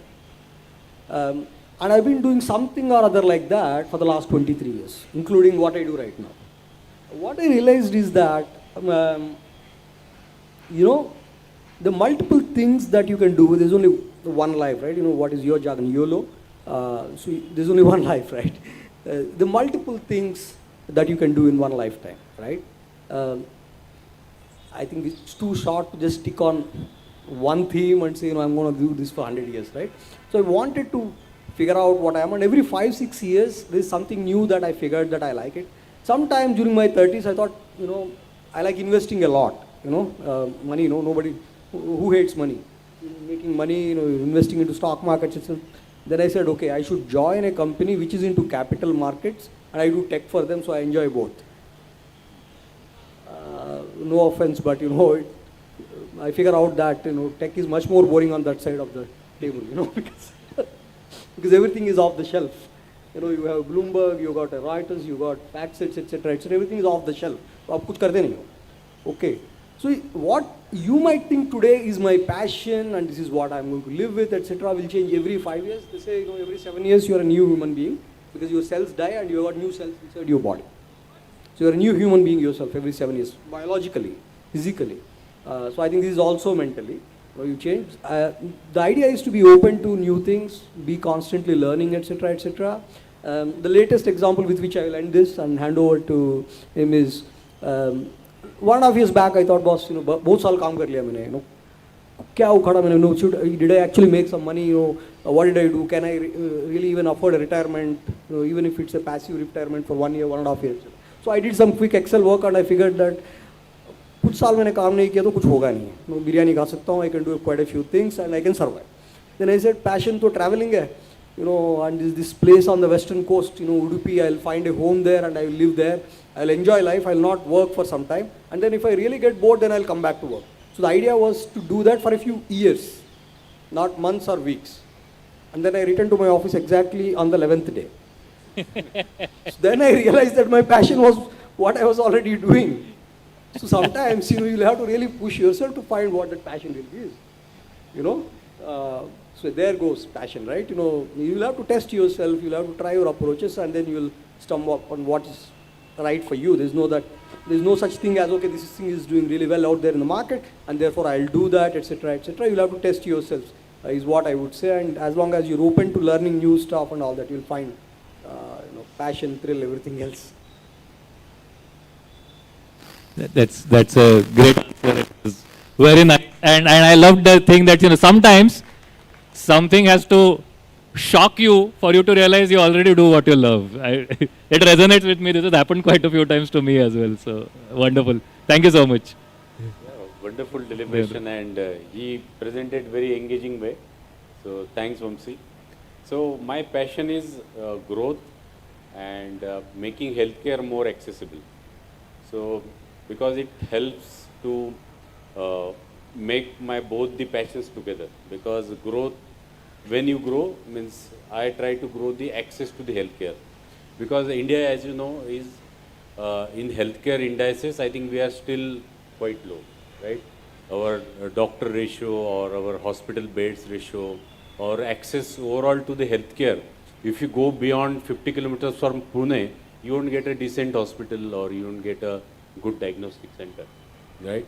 This is, I am talking about most progressive state of India, that is Maharashtra. Or it is also same true in Karnataka or Tamil Nadu also, which are relatively progressive states. If you talk about states like Bihar or Odisha, you will not find healthcare for 100 kilometers, right? So really the healthcare is something which is still not as reached to our masses, right? Still somebody has to travel to 50 kilometers or 100 kilometers to get emergency treatment. So that is state of our healthcare still. So I am very passionate to reach out to those masses, how we can create access, how we can diagnose the diseases early, how we can do the early intervention. Because we are a large population, 1.4 billion, right? And the rate at which cancers or diabetes or heart disease are growing, these are very alarming numbers. If I want to tell you few growth numbers in cancers, it is almost 30% year on year growth. 30% growth in number of patients you see of cancer, right? Wow. Currently we get almost 20 lakhs new cases of cancer in India. So these are still very underreported numbers. Numbers can be even double. So we don't know how many people die without any diagnosis. Same is for diabetes. So diabetes, the declared population is around 30-40 million. But I am sure it is more than 100 million in India already. Because people are not aware, they don't care. Lagta mujhe kuch nahi hoga, I am good, right? Till the time we fall flat, we don't realize that something has gone wrong. So I am very passionate about creating awareness, creating access. So for that, throughout my career, I have been working. So that's why I have taken up the job of growth as well as creating the networks, making it viable. Through that, I am also working with youngsters like you for skill development, creating new job opportunities. So we try to go to tier 2, tier 3 cities. We create awareness, we create camps, we will have a lot of awareness talk. So I am very passionate about all this. So through that, I get a lot of satisfaction, and I also able to help our community, because that is like giving back to your society. Because I am also enjoying my job, also I am helping my society. So I will request all of you through technology, through various innovations, I think we should create more and more tools which will create the healthcare access more affordable, or we can be able to reach out to those needy people. Right. Thank you. Thank you so much. I'll be very happy if any of you have questions, or if anyone wants mentoring, so we'll be very happy to support you on that. And that's true of everyone on the stage. Any help that you need from us with your passions, please feel free to. Yeah, absolutely. That's one passion for sure. There's no going back on that. I mean, if I can spend a few minutes with any one of you, helping you guide, etc., that's something that I would never regret. So I am going to now ask one question on behalf of all the, people interested in startups. The theme of the whole program is startups, and then you can ask questions to all of us as well. So my question is, kind of a big question. There are a lot of people who are interested in starting their own enterprises, or maybe have started their own enterprises. So my question is, when is the correct time to start an enterprise? What are the skills that you need to start an enterprise? How do you grow an enterprise? When do you actually acquire all of these various roles? We are the CXO panel. When do you acquire each of these roles in your enterprise? How do you grow? What would you, in general, what would you suggest a budding entrepreneur like me Wow. and all of us here? Okay, I'll take a stab at it. Now again, disclaimer repeated one more time. I never started up. I worked in 2 startups. I've seen startups quite closely. I'm blessed. The sheer number of people who would want to work with us. As technology partners, etc. That gives us a window into the struggles that they go through, the success that they see, all good, bad, ugly, everything, etc. So I think I'm more of a good patient who has seen these doctors. So that's the angle that from which I'm going to talk about. There are 2-3 things that I've seen as a common thread, in successful ventures. These folks are extremely persistent, right? So they don't give up. They're not looking for early success necessarily. Sometimes success could take 8 years, 10 years, whatever it could take. So they've given up fancy, cushioned corporate roles that would have made them millionaires for a long, long time to make money, right? That's one thing that I've seen. So persistence is really key, right? Second is, unless it's a very niche idea that can be executed, and I'm not sure how many such ideas exist. Most ideas need a set of people to come together. So choose your partners very wisely. Somebody who resonates with your idea, somebody who has the same wavelength, and therefore you guys understand each other that well, and that stays that way for a long, long time. The moment that falls apart, it's going to be difficult, because everybody else who will join your firm will join as employees, right? And they work for a salary. No offense to employees, I'm an employee myself for a long, long time. But then, the passion quotient of a founder vis-a-vis the employee is a huge delta, right? And therefore, you really want that set of people with whom you can work with. There's marketing, there is fundraise, there is technology. If you're building a product that's centered around technology, there's development that's going on, and you need to have somebody who is the face of the company, all this. So you will need that set of people, right? You've seen Nikhil and Nitin, right? Nikhil goes out and, he does his podcast with Bollywood to Elon Musk to whatnot, while the other gentleman is much more, he's more inward. They complement each other. It's important to have complementary skills that come to the core, because it's not just 1 or 2 or 3 skills that will run a company. So if you have, I think the real ingredient beyond passion is required, is to have that set of people who have exactly same passion and relate to the idea at an equal magnitude. To all of them, or most of them, being persistent for a long, long time until they see success. Yeah, thank you so much. That was a very beautiful answer. And I am also reminded of this thing, right? I mean, Google was a passion project of Larry and Sergey. And, I mean, I remember I was at Stanford when Google was still being served from a Stanford server. Okay, like just a computer in a basement. And that's how it was being served, and just we knew about it. We were probably the only people who knew about it and started searching. That's how it all began. And, we know the phenomenon that Google became and how they acquired all of these business skills and when they acquired it. But another interesting thing is that now with the changeover to AI, it is again Sergey Brin who is in charge of Google's AI department.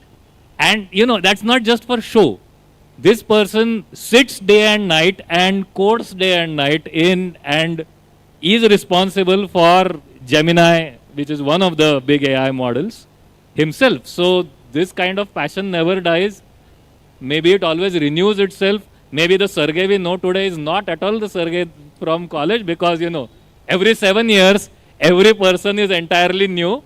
This is something to remember for all of us, okay? I mean, these people are 21 years old, even you have been renewed entirely 3 times by now. You are 3 different people already. Okay, we are 6, 7 people already. So, yeah, thank you so much for that answer. Yes. So startup ideas, I think you can take out of your passion, because passion or your willingness to serve or willingness to create something new should drive it. So you can select a real life problem which will help the society at large. So since I am in healthcare throughout my life, so I can give examples of healthcare, right? So who had imagined that you will be able to have home collection of blood sample or home delivery of pharmacy, because that was unmet need. So somebody thought about it, started Uberization or digitalization of these healthcare ideas. So you can pick up certain ideas which will help multiple people or millions of people. So that idea will always pick up. And for that you can, as Vamsi said, you can have a panel or you can have a team of people who share similar vision. So you will need a complementary skill set. So somebody is good at operations, somebody is good at finance, somebody is good at going to the market. So at least 3 or 4 basic skill set one should have. At least the team of 2 or 3 people who can co-share these responsibilities is very important. So you can make a model out of it, then you can test it in a limited way, because your model has to be very good and very perfect. So you should perfect that idea. You should test in certain geographies, or your unit economics has to be fixed so that you can scale it up very fast, right? So till your unit economics, your business idea is workable, you should not be in a hurry to go to a multiple or to go to a very aggressive way of expansion. So you should make your business model perfect first. You should try to make it workable. Proof of concept, as we say in startup industry. So POC is very important. So how you can make unit economics POC as a concept, then it can be scalable. If 1 unit can work, 10 will work, 100 will work, and 1,000 will also work. So that is very important advice from me, to make the unit economics and POC very perfect. And work with passion, work with a good team. So without teamwork, you will never succeed. Right? Collaboration, teamwork is hallmark of success. If you see all the industrial houses, they have all worked with the innovation, always collaborative. They have always adopted new skills. So you need to be very agile. But your basics, your unit economics has to be very good. Thank you so much. One thing I learned from the 2 of these answers is that, you need a team. And this is very interesting, that the team needs to be aligned on the passion. So they have to think the same, but they have to be complementary in their skill set. So they can't be the same person. They have to think the same on the passion, but they have to have complementary, not the same skill. Otherwise you have gaps in skills. So together the skills have to match and create a complete. Sudhanshu, would like to hear from you. No, just like I think add few things. I think we already talked about how we should be looking when we are thinking about a startup. And again, same disclaimer as Vamsi. Worked with startups as well as scaled corporates. Now, one thing I have seen from close quarters, see earlier, and especially in your case with the current generation, the idea of startup is a welcome idea. Okay. So there is no taboo that you are working for a startup. So that's a very positive change in our society, I would say. And the ecosystem has gotten created in last, I would say, 10, 15 years. So that is wonderful. So the opportunity exists. Now when you're selecting people, one element that suddenly becomes a failure point is your ability to trust and empower them. Because if you are in control, which you are as a founder, when you have a person being onboarded with a complementary skill, and most certainly the person whom you are onboarding should have a superior skill as compared to you in the domain that you have hired. So if you are hiring someone on the technology side, you have to trust the individual with his or her own skill set, rather than just putting the person on the driver's seat and still controlling the gears. So that would not work. You'll fall flat. So that, but it's very difficult to let go. It's very, very difficult to let go the control. And one reason, say, for example, when Udayan talked about being in legacy business for 17 odd years, maybe one point he definitely talked about being happy, content with what he was getting. But another thing that we have seen startups not growing is that fear of losing control. So in case you want to scale, you need to let go that. And if you are not able to, and you are the single point of failure, because for every decision the team has to come to you, you will take time to decide, and at one point in time you become the choke point. Now if that is the case, you will never grow. For that you need to empower the team once you've hired them, after the right filters being put with passion alignment, with skill set which are complementary, all of that we spoke about. So these two aspects in terms of trusting the individuals whom you hire and empowering them to do what they are best at doing will help you kind of scale fast. Now that scale fast will come with its own set of risk where you will be able to experiment, and thanks to the AI today, you can have a lean team. Earlier, whatever, suppose, let me talk about marketing. Earlier, if I needed, suppose, 10 people to run a marketing team, today I might just need 2. Because a lot of things are getting done at a scale and precision which is unprecedented, which technology has unlocked for us. Now, that's, I would say, a blessing in disguise, because you have limited resources to invest, less people to manage, because even managing people takes a lot of effort. I know founders who have not been able to scale because they're solving for interpersonal skills within the team. Instead of focusing on the core problem, focusing on the customer. So beyond a point, it becomes difficult as kind of you scale. But yeah, these are things which will allow you to kind of scale over a period of time. Thank you. Thank you so much. And let's thank everyone on the stage once. Now, what we want to do now is we want to hear from you guys. What are you passionate about? What problems do you face? You know, we can only scratch the surface in 30, 40 minutes. Each one of us could go on talking for hours on this topic, right? Because we have been in the trenches for a long time and have a lot of things to share. So what questions do you face? What is it that you would like to talk about maybe? And if we have some answers or some thoughts about it, we will be happy to respond.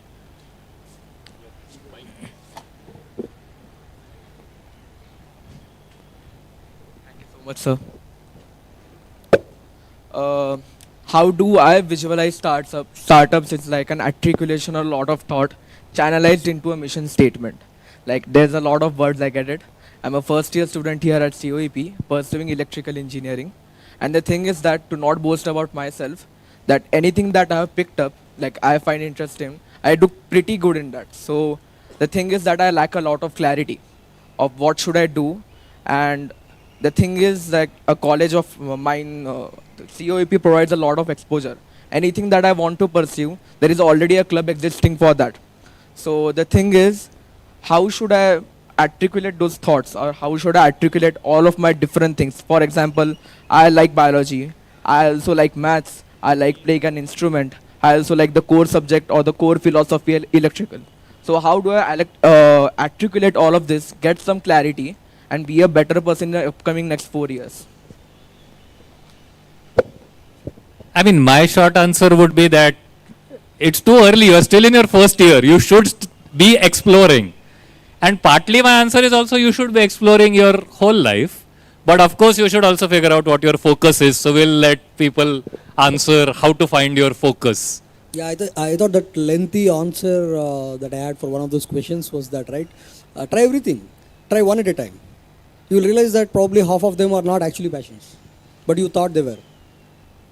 And some of them which you never thought was your passion will suddenly come out being your passion, right? You know, you realize that actually passion.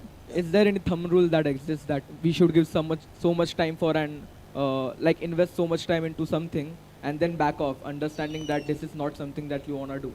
Because there are things that I would do for 6 months, a year, and then suddenly after some time I would feel like I wasted a lot of time. I should have done something like this. So I just wanted clarity of what should I actually do. I thought 6 months was on the lower side. So now I'm learning something that 6 months is a threshold on the upper side actually. I was almost tempted to say 6 months, and then I heard him say, no, 6 months to waste हो गया, अभी क्या करूँ? Boss, 6 months है. 6 months तो करना पड़ेगा. 3 to 6 months is a reasonable time. You will understand where your mind is going and whether really it resonates to you, right? To your mind or your inner sense. But whatever you learn will never go waste. Someday it will be useful. Somewhere in your life journey, whatever you have encountered or you tried to learn will be helpful. I have myself experienced that something will click for you somewhere after 10 years, 20 years. So nothing goes waste. Whatever you learn will stay with you. Nobody can take it away. And especially as an entrepreneur, I think the breadth of experience is going to be very useful. So don't even think that learning your musical instrument, whatever it is going waste. We really mean it, right? All of us mean this. Absolutely. Yeah, see? Yeah. So nothing is going waste. Keep exploring and you'll find which of these you want to go more deep in with time. So don't worry about it. No, I'll give an example. So I felt passionate. I started my engineering, completed by engineering, and I have never used that skill set as is. But did I benefit from being an engineer? I'm still continuing to draw that benefit. Now, if you are confused with so many options and because of your exposure, because of your, the opportunity that you have, I think one way to filter is maybe asking why do you want to do what is there in front of you. And if you get a convincing answer, you do it, and of course you need to try. If you do not, then how do you even discriminate between what is good for you and not good for you? Because you are equally good at, suppose, 10 things. Now, as you prioritize, and that priority will come from why you want what you want. And if you are able to get an answer, you will continue to pursue the right thing. But you are too young to filter out things at this stage. So I would suggest that you go for everything. And with technology at play and technology with you to help, I think you can unlock a superhuman amplification. Because if you look at AI, the way it is growing, I'm just talking about AI, there are so many other things. They are enabling each one of us in various forms and shapes. So my ability to do things have certainly multiplied. And exactly something you can experience that as well.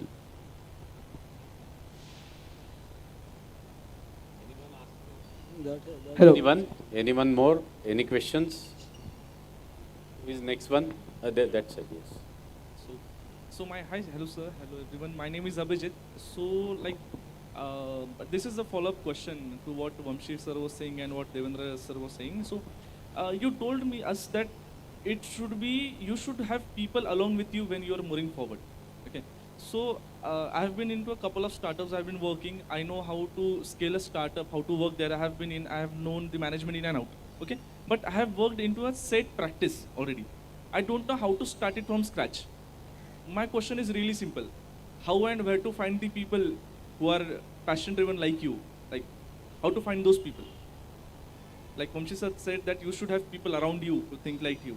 There's this, once during an appraisal cycle, everybody understands what's an appraisal, right? Performance appraisal. जैसे आपका exams होते हैं, corporates में appraisal करते हैं. तो हमारा result आता है, fail, pass, distinction, first class, वो सब आता है, there was this one time that I goofed up a project big time. No mistake of mine, by the way. No disclaimer. This is just something that has gone wrong. Nothing could have been done about it.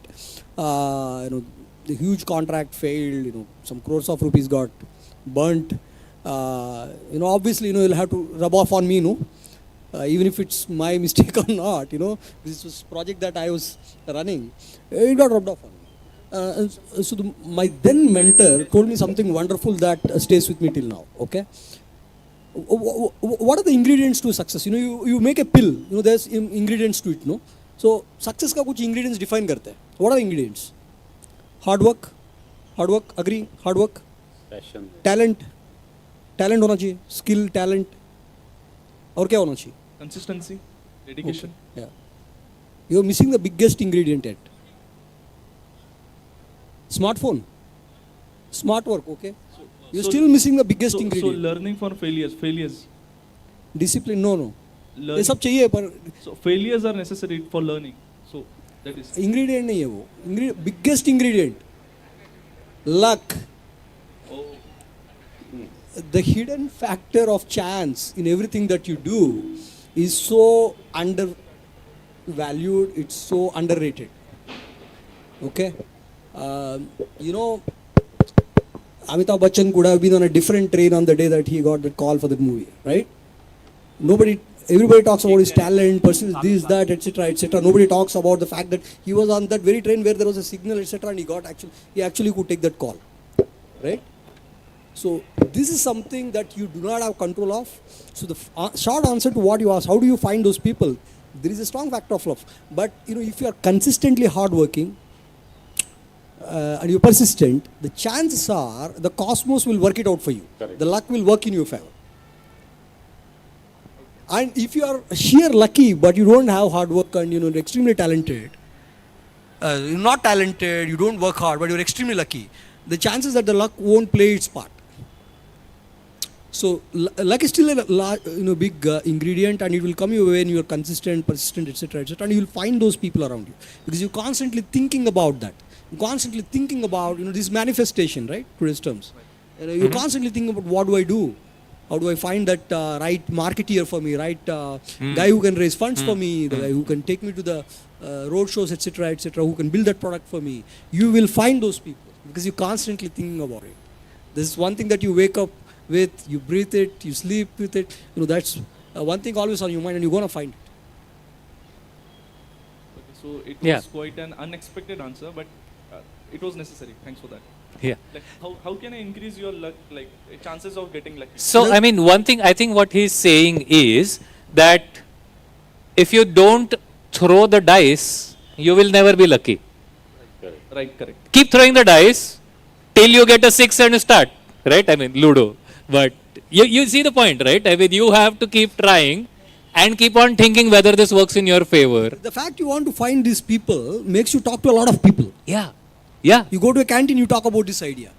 You go to the library, you talk about this idea. You are on a train, you talk about this idea. Suddenly you're going to bump into that one person who thinks, man, this was the idea I was also thinking of.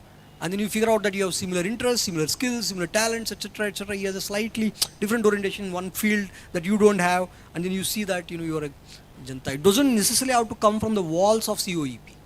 You might find his buddy in Roorkee, or a Velur, or somewhere else. You might somebody on train. Yeah. Or at a panel. Right. Absolutely.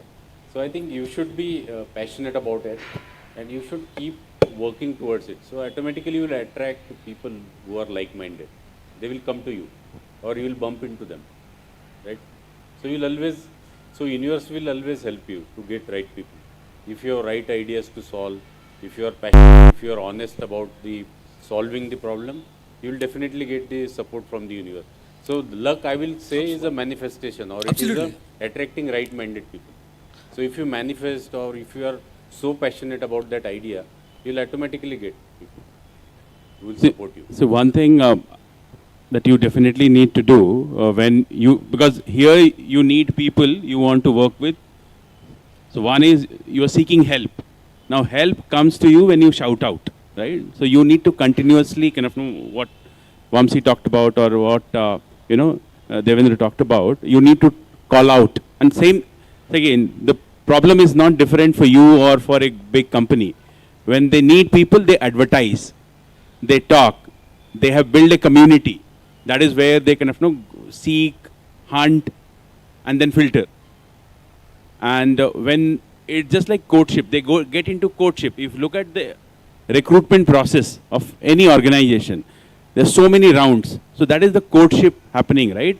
So first round, second round, third round, then you find the match. If you're lucky, you get one. If you're not, you restart the process. Now that is what you need to do as a startup. And for you to get right people come to you, you need to have your story right. So you need to tell your story. Yeah. Craft it in a way where you are able to get attention.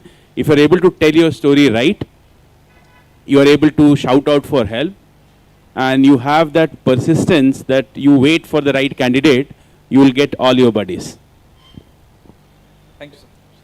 One way to get your story right is to keep on telling it to one of your friends at a time. And if he or she doesn't understand it, you think about, oh, why does he not understand it? The next time you make that change. And so that's the way, right? That's like a tiny way of how you work as well, I'm sure, right? Yeah. And then when you get your story right, more and more people start understanding it, then you'll find that correct person. Through luck and perseverance. And that's called manifestation. Right? Yeah. Okay, time for one last question, by the way. Boy with the long hair and these two girls have been raising their hands for a long Oh time. man, but we have time for only one question. All. Okay. Last sentence for him, sir. So. Hey, no. You have. हम offline करेंगे. Okay. You know what's Take- taking things offline? You need to know that if you don't start up in a corporate, you will go and hear that a lot.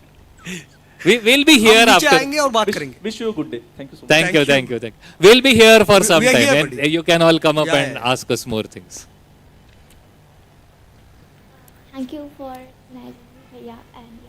So I'm gonna confuse between exploring and mastering, or I'm not even sure if both can be done. So what's the question again? I'm confused between mastering something or exploring, and I'm not sure if both can be Should done. you specialize or should you generally, be a jack of all trades? Okay. You heard about the saying, no? Yeah. Yeah. Jack of all trades is master of. Yeah. Is But what then, they say. But then what I am hearing now is jack of all trades is better than master of one. That's Okay. also something that I'm hearing a lot. Yeah, me too. Okay. You need to know. Okay, I'll talk about my role. Okay. Yeah. I started with dev, right? I've written code for a few years, etc., etc. Then came the era of cloud. There are huge opportunities on that side, and I was sitting there on bench, non-billable. And if you're in an IT service company, unfortunately, and you're not billable, you will be forced to do something eventually. Okay. This is also a feeder for your placements. So I was pushed into some project, where I had no ABCDs, right? And I picked up, and later it proves that that's cloud. For example, I ended up leading a practice for another company. I led a cloud practice for them in my career later on. Okay. While none of this made sense in the first 10, 12, 14 years, and I did QA for some time, I did cloud for some time, I did workflow automation for some time, I wrote code for some time, a bunch of things. Okay. I found out one of the reasons why people think I am a reasonable candidate to be a CTO is because I am a generalist and I have multiple hats, right? A CTO can't say I don't understand this area and therefore I'll ask somebody else and get back. He's supposed to be a generalist, okay? He may be an L3 in something, but he has to be an L1 in everything. Yeah. So there goes your answer. Thank you.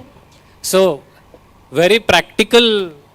I mean, you can make up this process for yourself, but a practical version of the process can be, keep trying all your general passions throughout your life, but then at any moment, choose to deepen one of them.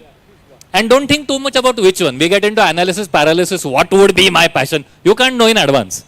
Only when you are really good at something do you actually understand whether it's your passion or not.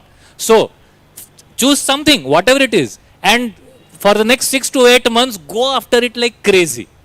See how good you can get. Okay. You won't become the world champion, but you will achieve a lot in those 8 months. Then you can decide whether I'm going I've already gone 80%. Do I want to do the other 20%? The other 20% is going to take 10 more years. Or do I try something else for the next 8 months? And go on changing for 8 months, for 8 months, for 8 months, right? Even if you don't find your passion, you are 80% champion in 10 different things in a few years, right? So that's the process. Like very, very specific step-by-step process. Okay, I think that is the... So he wants to say that we have run out of time definitely, and lights are on, we are off. We have to get off stage now. So anyway, thank you so much. It was lovely to talking to you guys. I would request. Please thank everyone on the stage. Yeah, I would request all of you to stay up. It is an absolute honor to have the pinnacle of these many fields and once in a lifetime event for all of us. So as a small token of appreciation from the entire team, I would like to invite the event heads for this, Mr. Arham and Mr. Shabe, to give you a small token as a thank you from all of us. And don't get me wrong, we would have loved to carry on this session for an hour or two more, but unfortunately we're constrained with time. I'll have you guys give a huge round of applause to Mr. Udayan sir for moderating this great event.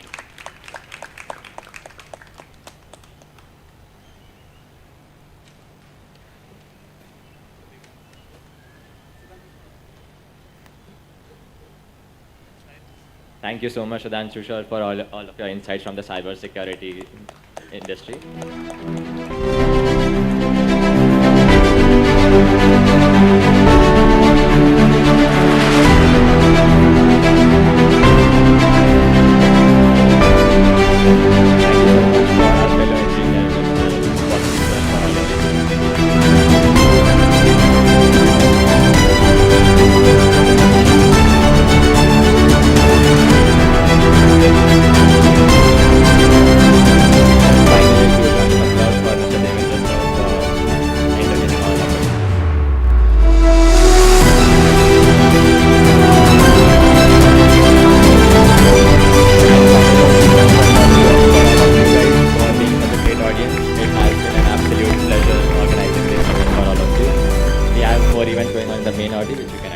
Thank you so much. The panelists are kind enough to have already told you guys that they'll be entertaining a few more questions offline.